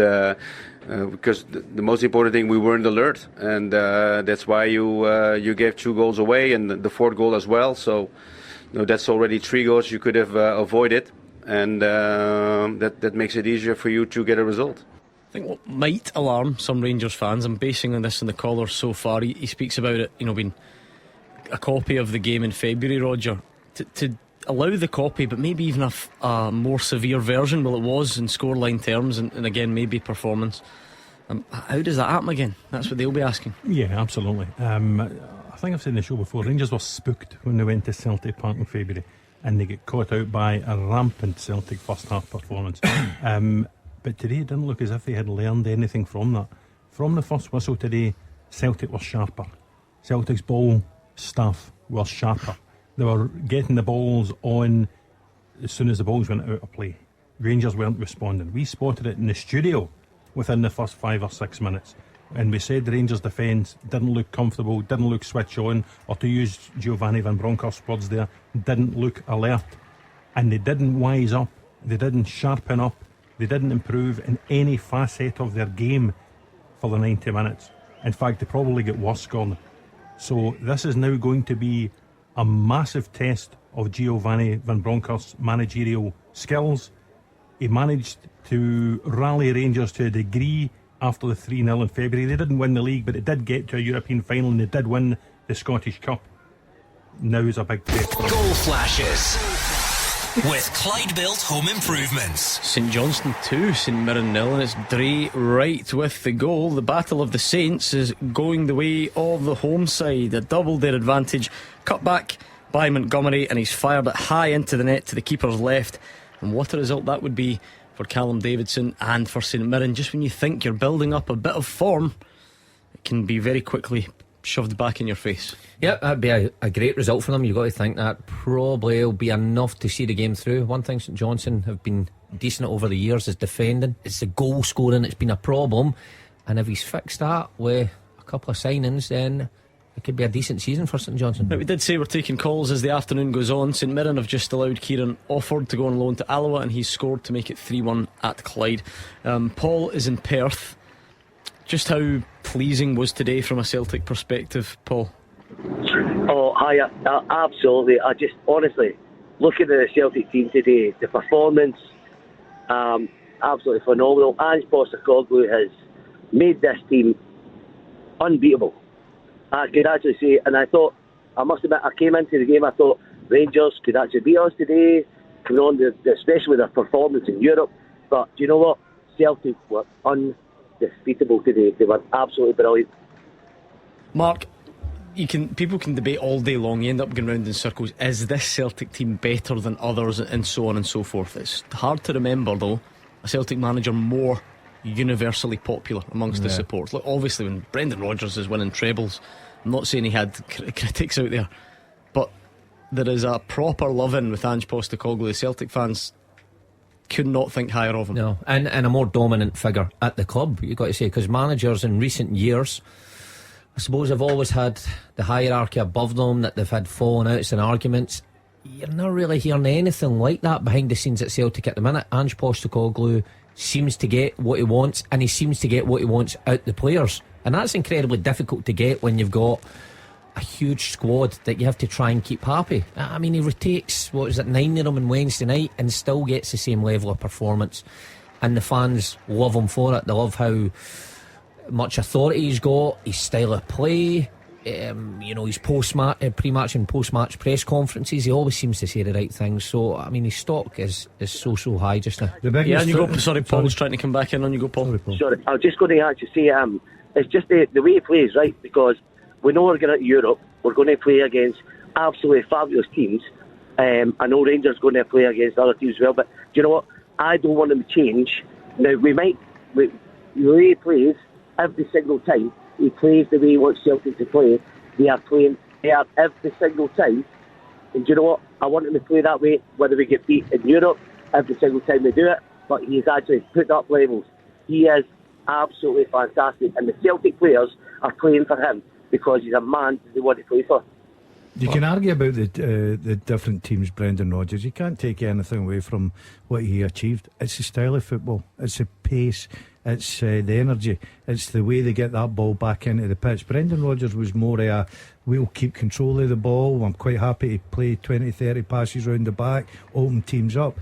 I just look at Postecoglou, who thinks get the ball from wherever it is into the back of the net as quick as you possibly can, and his players respond. The minute they lose the ball, get that ball back as quick as you possibly can so we can get possession of it. And they go and they go and they go. Look, there was a spell in the game in the first half where Rangers looked like they were coming back in a little bit, getting a bit of passing going. Celtic were just taking that breather because it's very difficult to play at that tempo and that pace for 90 plus minutes.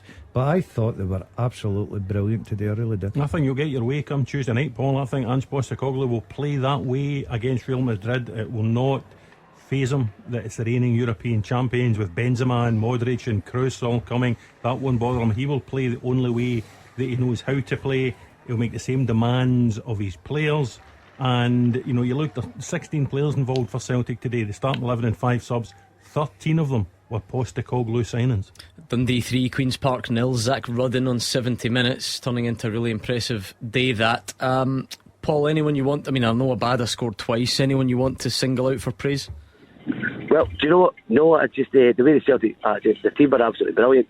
I know Morelos, of course, we always give him grief when he comes on, saying he's overweight, blah, blah, blah. Great player, but I don't know if is he finished with Rangers or...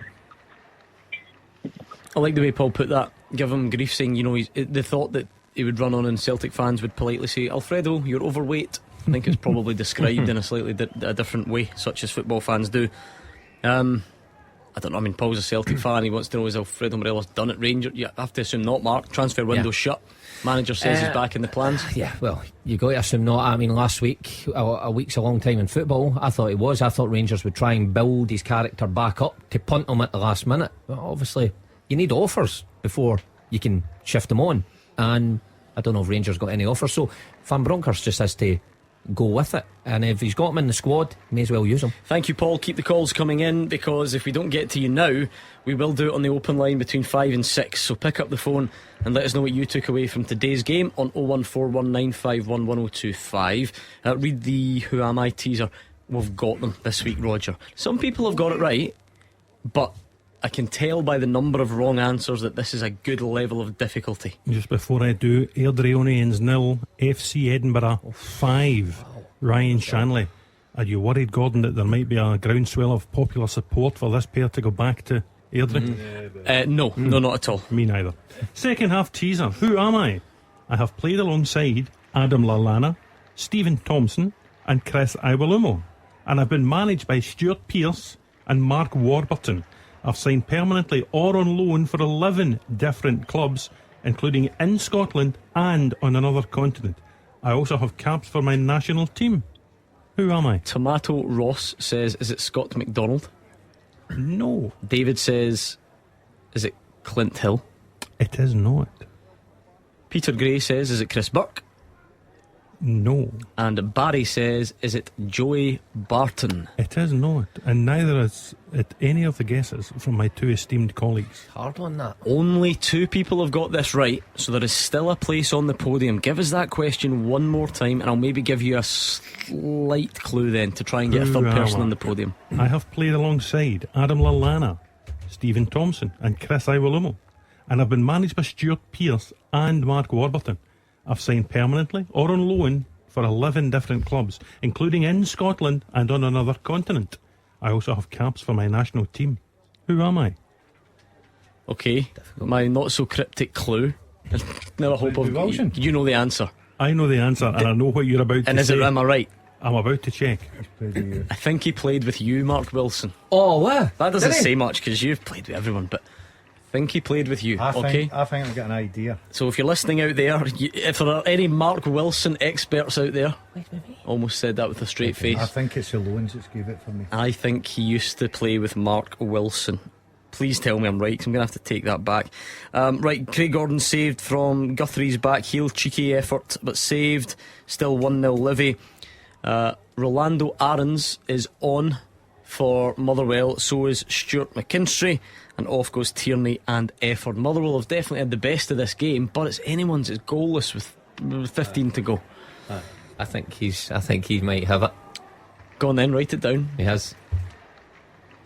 You've never even heard of that guy, so someone's texted you that. Is that right? right? I'll tell you, that's correct. The minute you That's say magnificent. I was 11 loans, and I'll tell you positions. 11 loans. And did he play with you? He certainly did. Hold on. Yeah. Listen, if you don't think I've heard of him. Wait there on a minute. What's his first name again? Write his, first name. Write his first name. Let's see. I don't even know what that says, but is that an S? Yeah. No. You're an absolute chancer. Someone's obviously texted you. I just you can look at my phone. You don't even know the guy's first name. I can't remember his first name. Caught out again every week. Caught out. Oh, don't tell me if I what am I doing? There you go, innit? I think so. What do you mean you think so? You played with him? I don't know. You're writing. You're Right, writing. hold on. Anyway. Sorry, Gordon. Yes. Yeah, go on then. Right. Did you hear Thursday night Speak the Pundit? It was one of my favourite ever. No. I reeled him in so badly. So he probably had to be there, but we were going through them, and he said, yeah, Gordon, you got this one right, you got this one right. And we said, and then the question 5, Gordon got it right, and the contestant didn't. And he's gone, yes, tiebreaker, come on. Except he got one more question than you, and he got it right. Oh, it was magnificent. Oh, and that was your beat, was it? Right, well, if you get one more question and you got it 6-5, right, I think. that one out. Was it a Sherlock. 6-5 or a 5-4, something like that? You were. 5-4. Yeah. Oh, it was good fun. I tell you what beat me, the first one, the January one with Rangers. Oh, you're right. That was one of his classics. name any player Rangers signed on the last day of the January window, and he said Matondo. That was a bad one. Ramsey as well. Would you got that? Morton 0, Ayr 2, Mark McKenzie on 74 minutes. Going well, Roger. They are. Going They'll well. stay top of the championship table tonight. Fantastic start for Lee Bullen and the players. Tanzer's hit the bar with a header. Ayunga hits the post with the rebound. So St Mirren trying to get back into it, but 2-0 down against St Johnstone. 1-0 Hibs against 10-man Killie. Livy 1, Hearts 0, and goalless Ross County Aberdeen and Motherwell Dundee United. Motherwell have missed a penalty, they've hit the bar, they've had another sitter saved, but still nothing doing there. Chelsea 1, West Ham 1, the scoreline that's coming in, if that means anything to you. Pointing to the Dundee United Motherwell score, I mean, it's just funny how football works. In a week you lose your manager, then you get a positive result midweek, and then did I read that Ashgar is Adam Ashgar is gone, leaving? Yeah. That's an interesting one, eh? I think, you know what, Do you to know be anything fair, I about think that, there was always going to be question marks over him remaining. Yeah, and his dad's there, so I could see where they were going with that. But it's an interesting period for United. I mean, it's an attractive job and an attractive I mean, you squad. are a Dundee United legend, and Yeah, you were on holiday. How was it when the news reached the Kelowna Beach Club? Honestly, right, this is honest truth. Somebody came and told me it was 9-0, and I thought they're joking, or I've just had. You weren't even watching the game. No, I was Monday research. morning down at the. I was the doing my beach. research, so Yeah, Monday morning on the beach. Somebody come I on watched and the say, start of it, and I Red got face. 2, and then 9. I thought that can't be right. That cannot be right. And then obviously, as soon as you hear 9, you start to think about Jack Ross and think. And where were you? Were you on the lazy river when you found out that he had been sacked? They were still trying to get him off the horse from the jousting the night before. What did you make of the decision to remove him? I didn't think it was the right decision. No, I don't. Not to say you're wrong, but I think you're one of the first to say that on the show. Yeah, 9-0. He's going through a hard time, right? There's no doubt about that. But what they got to get in the job? 70 odd days in the job. Yep. I think it's a dangerous. 7 games, 4 bad games, if you like. Aye. I mean, forget about being involved in football. If that's the longevity, if you're going into a job, taking a United job, and say, if I have a bad 4 games here, I'm out of job. I mean, how do you attract young coaches it's not into the bad game? 4 games. It's a manner. It's a amount of goals. Yeah, bad 4 games is maybe 2-0, 3-0 defeats. Yeah, and then you lose 3 at home to St Mirren. Yeah. You lose 7 away from home. Okay, that was a very difficult game against AZ. Right, so take those games, Celtic and AZ, right? Dundee United and 4 Europe. Hearts. Yeah. Hearts. 4 Hearts can take 4 off anybody in the league 3-0 out with Celtic 3-0 Rangers. at home to St Mirren. That was a poor one, I'll give you that. Right, and Livy, I suppose. So at home to St Mirren and at home to Livy, of course, exceptionally poor.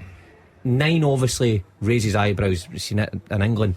I just think it's. Here's a nonsense hypothetical for the afternoon.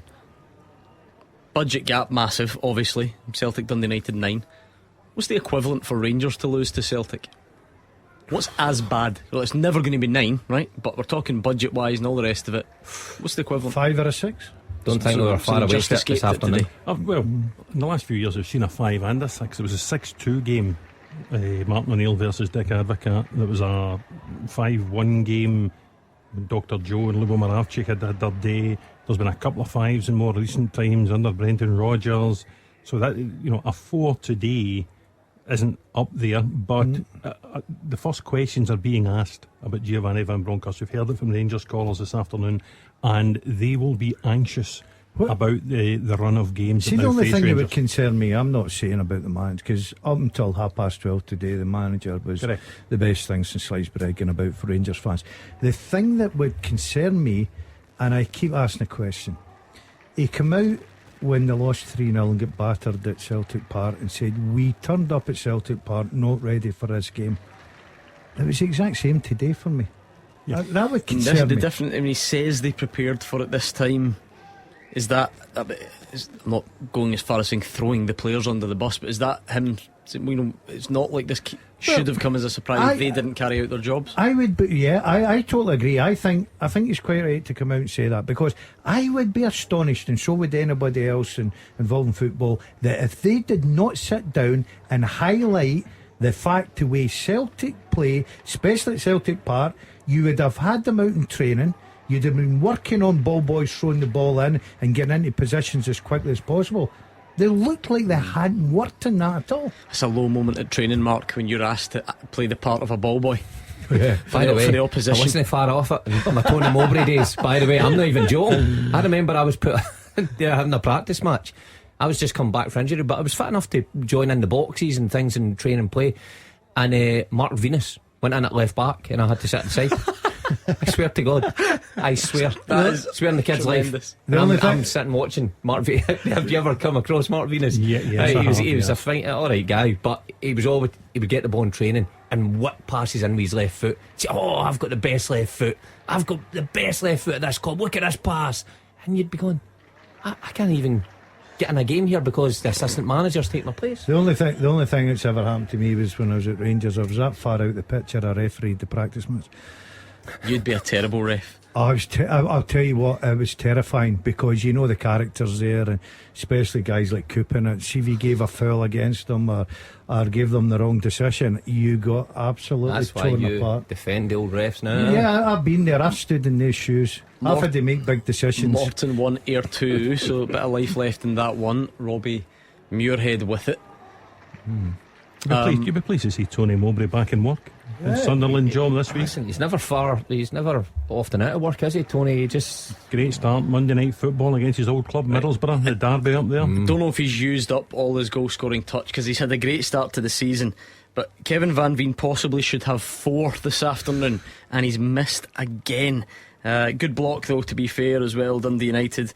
But Kevin Van Veen, it might just be one of those days. Remember, he has missed from the penalty spot as well. Goalie saved it, so maybe one of those days, Gordon. I wouldn't mind those days, Gordon. I know it's frustrating. I know that he'll be disappointed, but I keep saying it, as a striker, if you go into a dressing room, you sit down after a game and think, I should have probably scored 4 today. I would rather much have that than thinking Didn't get a sniff. I've not had a sniff at goals. I don't even look like I'm going to score a goal. So I would take more positives out of that than I would negatives. Right. But I'm very positive. Elgin 2, Bonnie Rigrose 0. Kane Hester with the goal. Halliday's gone off. Oh, hold on a minute. He'll be hitting the badge. Giving it the waves. Yeah. Ewan Henderson on. Van Veen, the last big chance that we were just discussing for Motherwell. Kevin Van Veen's going to have to miss another couple before he's even in the argument for Howler of the weekend. I can see where that's potentially heading. Sorry for listening, John. How's that teaser looking, Roger? Let's try and do some more wrong answers. I gave out the clue to try and help more of you along, and it's worked to a point. He's a former teammate of Mark Wilson's, and we've got some right answers. Penalty St Johnstone, chance to go 3 up against St Mirren. On you go. Second half teaser. Who am I? I have played with Adam Lallana, Stephen Thompson and Chris Iwelumo. I've been managed by Stuart Pearce and Mark Warburton. I've signed permanently or on loan for 11 different clubs, including in Scotland and on another continent. I also have caps for my national team, and I played with Mark Wilson. Who am I? Stephen Roy says Nigel Quasi. No. Andrew and others say Craig Bellamy. No. Stephen Carden believes it's Stevie Archibald. It was not. Alexander Ferguson thinks it's Charlie Adam. No. Butchie thinks it's Kyle Lafferty. No. JB thinks it's Emerson Hindman. I'm afraid not. Football guru Jason Cummings. No, but it is doable, because the man who texted Daz with the answer has done it. There's absolutely no credit in this show. He is let's crank it up again. He's a former teammate of Mark Wilson's, and that international team he played for was Scotland. Change from Motherwell. Connor Shields went on for Blair Spittle, and we've got one of these. Goal flashes with Clyde Built Home Improvements. Celtic might have put an early claim, but result of the weekend contender, St Johnstone 3, St Mirren 0. It's Graham Carey with the penalty. He's got great technique. We saw the way he took the goal at Tynecastle last week. He's put a penalty into the top corner. And St Johnstone 3, St Mirren 0. Put down his free kick technique to watching Shunsuke Nakamura and training at Celtic when he was a young man. I'm not sure who he puts his penalty technique down to, but it seems effective enough, and that'll be the points won for Callum Davidson. Great result that, Gordon. Brilliant, absolutely brilliant. Do you know, I had a little sneaky for them today. Nicky Clapp's a good signer. He knows where the back of goal is. He works very hard, Nicky.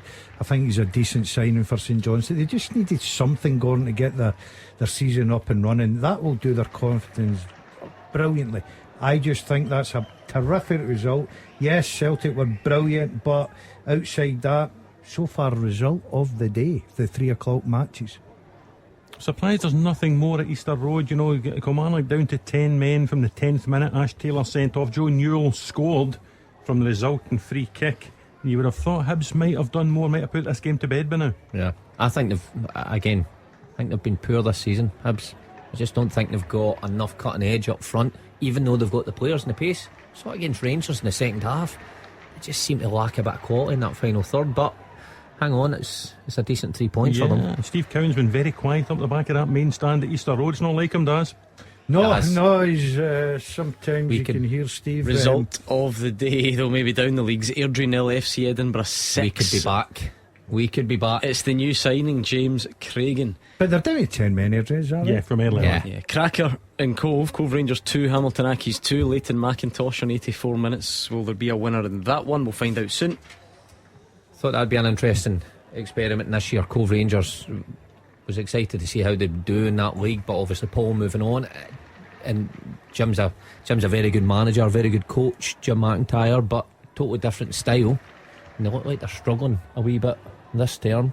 Step up my I haven't spotted the Hartlepool score yet today. Was he struggling, Roger, early on? Yeah, they were finding that a bit difficult, but they're 1-0 up at Colchester. I've just spotted there. This could be the day it turns round for them. Point. I hope so. Paul's a good coach. That's a long run, Hartlepool to Colchester. I wouldn't even know where. I'm quite good geography wise. That's a long youth. I must admit, not for me. I don't think have no Dave idea. Galloway's got a long run today. At least he's got a wimpy at the end of it. I was looking to see if it was one of the Scottish contingent that have scored, but it's actually Wes McDonald, whoever he may be. Arbroath 0, Partick Thistle 1. Remember, Arbroath have been down to 10 men. Scott Allen sent off a while ago. Anton Dowds has scored for Partick Who of course Thistle. was a key man for Arbroath in the first half of last season. Scored goals to get them right up there. Was recalled by Falkirk for the second half of the season down into League One, then signed on a pre-contract by Ian McCauley. Struggled actually at the start to get into the Thistle team. Brian Graham, Mark's friend, was doing so well, scoring the goals, but I don't know whether he started today or is off the bench, but it looks as if he's got the winner. We've got an update from Dingwall Miovski. Close range header saved. Don't know if we're getting that one heading for a stalemate as well. Same as for I think Park. Malky will take that today. Yeah. 0-0. They need to start getting points. Obviously sitting down there second bottom. Dundee United, Motherwell, that looks like it's going to be points shared as well. St Johnstone's big winners today, got to say that. The argument with Malky Mackay is always going to be about last season and how poorly they started and then look where they finished, but I don't think he'll be saying that to his players in the dressing room. I think managers always want to get off to a fast start pretty quickly, much like your old manager Graham Alexander. And if you're going to tail off, then tail off in January. You just don't want to leave it too long. Well, a few players back today, Malky, didn't they? They looked a bit stronger. Those suspensions they'd had last weekend caused them problems with injuries as well, so he's beginning to get the team together that he's looking to play every week. I just think every team outside the top two will have a run of good weeks, and then Livy are comfortable, and it looked like Hearts, everyone's saying they're going to be really comfortably the third best team in the country. But then they've been hit by injuries, Gordon. Majorly. They've got a big schedule coming up, 6 Conference League games thrown in before the second week in November. That will test Robbie Nilsson's squad, and he didn't get the business done on transfer deadline day that he was hoping to. One new signing when I think fans thought they've added Xander Clark, to be fair, thereafter, but he's a backup goalkeeper, isn't he? Roger, let's finish this off then, see if we got a full podium in the end. The second half teaser with the scottishsun.co.uk/football for the best football news and opinion online.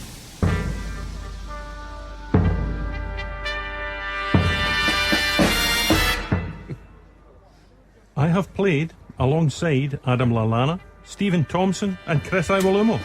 I've been managed by Stuart Pearce and Mark Warburton. I've signed permanently or on loan for 11 different clubs, including in Scotland and on another continent. I also have capped for my national team. and I played alongside Mark Wilson. Who am I? I am Danny Fox. Danny Fox, well done if you got that right. Some of you did in the end, but it took a while. I think it was a good level. Micko in third place, Dylan Patton second, and Alan Baker the winner of the second half teaser. And this is a big goal we've got right at the death. Goal flashes with Clyde Built Home Improvements. Ross County 0, Aberdeen 1. It's Duke from close range. Imagine that would be the winner. A big away support up in Dingwall. They will be going wild because Duke has made it 1-0 to Aberdeen. An acrobatic effort from close range. What result that is for Jim Goodwin's men. Always good when you nick one in the last couple of minutes. And this shows you how late it is because it's full time at Fir Park, Gabriel. Yes, it is. Motherwell 0, Dundee United 0. A stalemate, but Kevin Van Veen could and should have had 4 goals this afternoon. The Steelmen started the game on the front foot. They nearly got in behind a few times after balls over the top. They had several blocked shots as well, and McGinn then cut in from the right-hand side. His effort was cleared off the line by Ryan Edwards. It came back to Goss, who shot. Edwards came out to block it, and referee Craig Napier deemed it to have hit him on the arm. He pointed to the spot. Edwards and United were incensed, but they felt they got their justice when the penalty from Van Veen was saved. It was struck well, but at a nice height to Eriksen's right hand side. Good, strong save. Kevin Van Veen then had his second golden opportunity of the game. A header right in the middle of his forehead, but right in the middle of Eriksen's chest as well. Tierney slipped him through just before half time. A great run from Van Veen, whose movement was great all day. He took his touch, he looked ready to burst the net, but he smashed the bar, so it was level at the interval. The start of the second half was fiery. The crowd and the host not happy with several refereeing decisions. There was a few good balls across the face from the left-hand side from Motherwell, Penny and McKinstry whipping it across, but no takers. Then came another chance for Van Veen. An amazing defensive block, though, it must be said, from Edwards again and Liam Smith. And McKinstry took a shot. It was clearly a shot, but Van Veen managed to kill it dead controller. He turned, spun, but he couldn't get it past the United defence. Really had to score. It was a heroic block, though. From Dundee United going forward, there was a couple of headers from Fletcher in the first half, then a shot that he chested down in the second half. They threatened right at the end. Mulgrew had a free kick, he fired over. Tony Watt booed as ever here at Fir Park. But that was it. Very little going forward. But United did defend their own box very well, and they will be very happy with the point. And Motherwell, just a poor final pass or wasteful finishing is what cost them today. So United do double their points tally. They're now on 2 points, but they're still bottom. Motherwell stay fifth. Full time here at Fir Park. Motherwell 0, Dundee United 0. Not the worst 0-0 by all accounts. Motherwell should have converted one of those chances, but a point apiece. What about McDermott Park, Fraser? Yeah, St Johnstone 3, St Mirren 0. The St Johnstone players are leaving to a standing ovation from their supporters, and thoroughly deserved victory for them.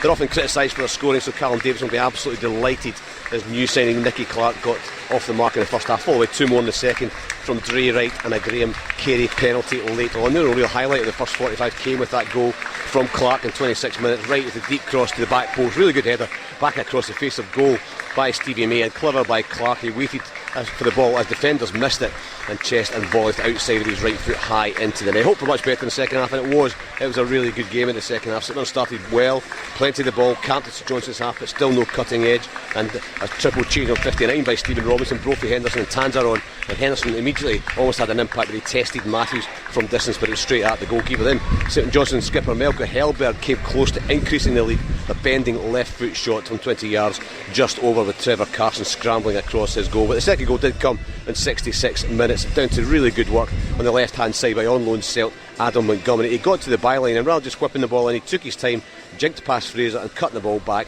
to Dre Wright, who was standing round about the penalty spot, and he fired high into the roof of the net with his right foot. St Mirren responded quite well. See, the corners came to nothing. Really good defending by St Johnstone under pressure. Then Declan Gallagher missed a good chance. He snatched it, he shot in the box, and the ball trickled wide. And then the closest St Mirren came was a Scott Tanzer header from the back post. It hit the bar, and his keeper watching the ball, it fell to Ayunga, who then hit the post with the rebound. They should have done better. But it's all over 85 minutes for really quick thinking by keeper Remy Matthews. He grabbed a cross and a really good driven kick set McLaren running in goal. Marcus Fraser tried to come across, McLaren flicked it inside him, and Fraser just brought him down. Definite penalty, and a really good spot kick by Graham Carey. He fired the ball high into the keeper's top left hand corner. St Mirren's winning run comes to an end, but they really didn't look like scoring. It's the Perth Sides fans who go home with a smile on their face. Full time at McDermott Park, St Johnstone 3, St Mirren 0. It's finished at the Tony Macaroni Arena. David Friel. Full time, Gordon. Livingston 1, Hearts 0, and Christian Montano was a goal hero as Livingston get their first win over Hearts in almost 4 years. David Martindale saving a 3-game losing run coming into this one, but they deserved the win against the Hearts side, who have now lost 5 of the last 6 games and only managed 1 shot on target all afternoon. Hearts, in saying that, actually started better. Stephen Humphreys fired over the bar early on, and George Grant should have done better after Barry Mackay played him in. Livy settled into the game, they grabbed a simple opener on 28 minutes. Christian Montano was unmarked as Jason Holt launched a free kick into the box. Big left back took a touch and then fired past Craig Gordon. Hearts were claiming for offside, but replays appear to suggest he was onside. Esmail Goncalves should have made it 2-0 before the break, but he sent a shot wide from close range. At that stage you expected a big Hearts fight back in the second half, but it didn't really materialise until late on. Livy always looked more likely to add to the lead, and sub Curtis Guthrie was unlucky with a cheeky back heel. Craig Gordon saved that effort and then tipped Scott Pittman's shot over the bar. Hearts threw on Lawrence Shankland. He had a shot blocked late on, but Livy did hold on. For Hearts, it's more problems ahead of the Europa League conference starting this week, but for Livy, it's the first win in 3. Full time, Livingston 1, Hearts 0. I don't think we're finished yet, are we, in any of the other games? Producer Callum, I'm not sure we've had the nod to go to any of the other guys yet. Yeah, we have Fraser Wishart waiting patiently. Oh, I've been there already. Never mind, ignore me. It's been a long day. It's Dave Galloway we're waiting on. Played 3 additional minutes in that game already, so we must be nearly done in that one. We'll get Hibs Kilmarnock from Steve Cowan in the not too distant future as well. This would be a good time to remind you just to get the calls in. It's almost the open line time, and of course there will be the small matter of Celtic 4 Rangers 0 to pick our way through further. So get those calls in, and we will do our best to get you on 01419511025 or Twitter at Clyde SSB. We'll hear more from the managers, but most importantly of all, we will hear from you. What a result we've got for St Johnstone. What a result for Livingston as well, though, you have to say. Yeah, absolutely terrific. And, you know, I was actually quite surprised at that statistic David read out. Hearts lost 5 of their last 6 games. The 2 European games to Zurich, eliminated from the League Cup by Kilmarnock in midweek. Oh, hold on a minute, Roger Hanna. Goal flashes with Clyde Built Home Improvements. 5-5, and Ross County have scored the latest of equalisers, scrambled in by Akio, and just when that big Aberdeen travelling support thought they were heading home with all 3 points, it was a long throw into the box. It eventually fell Akio's way, and it looks like it will be a share of the spoils. Wow. Drama. Well, Dave Galloway had to wait for 88 minutes for his first goal. I think he would have been right to consider Duke's effort after 88 minutes was going to be the one that took the 3 points back along the road for Jim Goodwin and Aberdeen. But the very I'd imagine it'd be the very last kick of the game. William Akio, he's had injury problems since he's been at the club in the summer, and we're just mentioning, you know, Malky getting players back closer to the side that he wants to put out. Looks as if they've got a point. Full time, 95th minute, Dave Galloway. Ross County 1, Aberdeen 1. Aberdeen started on the front foot, cheered on by a big away support. Hayes fired in a 30-yard drive, which Laidlaw parried to safety. Clarkson's clever through ball sent Bissauin scampering down the right. He cut in, and Laidlaw did well to turn the effort behind at his near post. McCrory passed up a decent chance for the visitors, heading over from about 6 yards following a corner. County threatened with Purrington's driven ball in from the left, but White could only send it wide. Aberdeen were the more dangerous team in that first half without doubt, but they couldn't make it count. Ross County made a brighter start to the second half. Baldwin's long throw led to Akio having a shot blocked, but despite some decent play from both sides, neither was creating much in the final third. Both did start to create chances as the second half wore on. For Aberdeen, Majowski's close range header was simply saved by Laidlaw, and for Ross County, Callaghan Milligan's low drive wasn't far wide. Then Kennedy just on for the visitors, saw his well struck effort turned behind by Laidlaw. Good save that. Then on 88 minutes the Dons grabbed what they thought was a late winner. Some really nice build-up play from Kennedy and Hayes, and Lopez showed excellent technique to adjust his body and hook the ball in from close range. And then in the 5th minute of stoppage time, it was another long throw that did the damage. Nobody picked up a Keogh at the back post in a crowded penalty box, and he gleefully slotted the ball home. So not a brilliant game, but certainly a brilliant finish. Ross County 1, Aberdeen 1. Wow, what an outcome to that one in Dingwall. What about Easter Road then? Hibs against Kilmarnock. Steve Cowan? It finished here at Easter Road. Hibs 1, Kilmarnock 0, and the real controversy started in 11 minutes when Martin Boyce threw in goal, brought down by Ash Taylor, claims for a penalty. John Beaton, I thought, should have given a penalty, but didn't. But he sent Ash Taylor off, straight red card. And then the free kick by Joe Newell, then he's had one shot at the wall, it's came back, and then he's hit a real rose cutter right into the bottom of the net to give Hibs the lead. Through the second half, Kenna had a chance, and there was another double chance for Boyle, but no goals to add to the one that Joe Newell scored in the first half. Into the second half, it was really all Hibs. Kilmarnock down to 10 men, couldn't get anything going forward. There was good chances for new signing McKirdy. Ryan Porteous had a header that was tipped over the bar. Again, McKirdy again from 12 yards was unlucky. And then right at the end, Kenny was through and goal, 1-on-1 with Sam Walker. Could have finished it off, but a really poor finish allowed the goalkeeper to say so. Good 3 points for Hibs, thoroughly deserved. It finished Hibs 1, Kilmarnock 0. What a day it's been. It all started in the East End of Glasgow with a 4-0 win for Celtic against Rangers. We then had one of the other results of the day, St Johnstone beating St Mirren 3-0 and Livy Hearts, the home side winning 1-0. Late drama in Dingwall, early sending off for Kelly, helping give Hibs 3 points. Motherwell unable to make their dominance count. Now it's over to you. Come on, you should not need any encouragement on a day like this. Celtic 4, Rangers 0. What did you make of it? 0141 951 1025. Clyde One's Super Scoreboard Podcast with Taggart's Volvo. The Volvo new car sale event ends soon. Purchase a mild hybrid Volvo from the XC range and get your first 3 services for only $399. Taggart's, part of the Lookers family.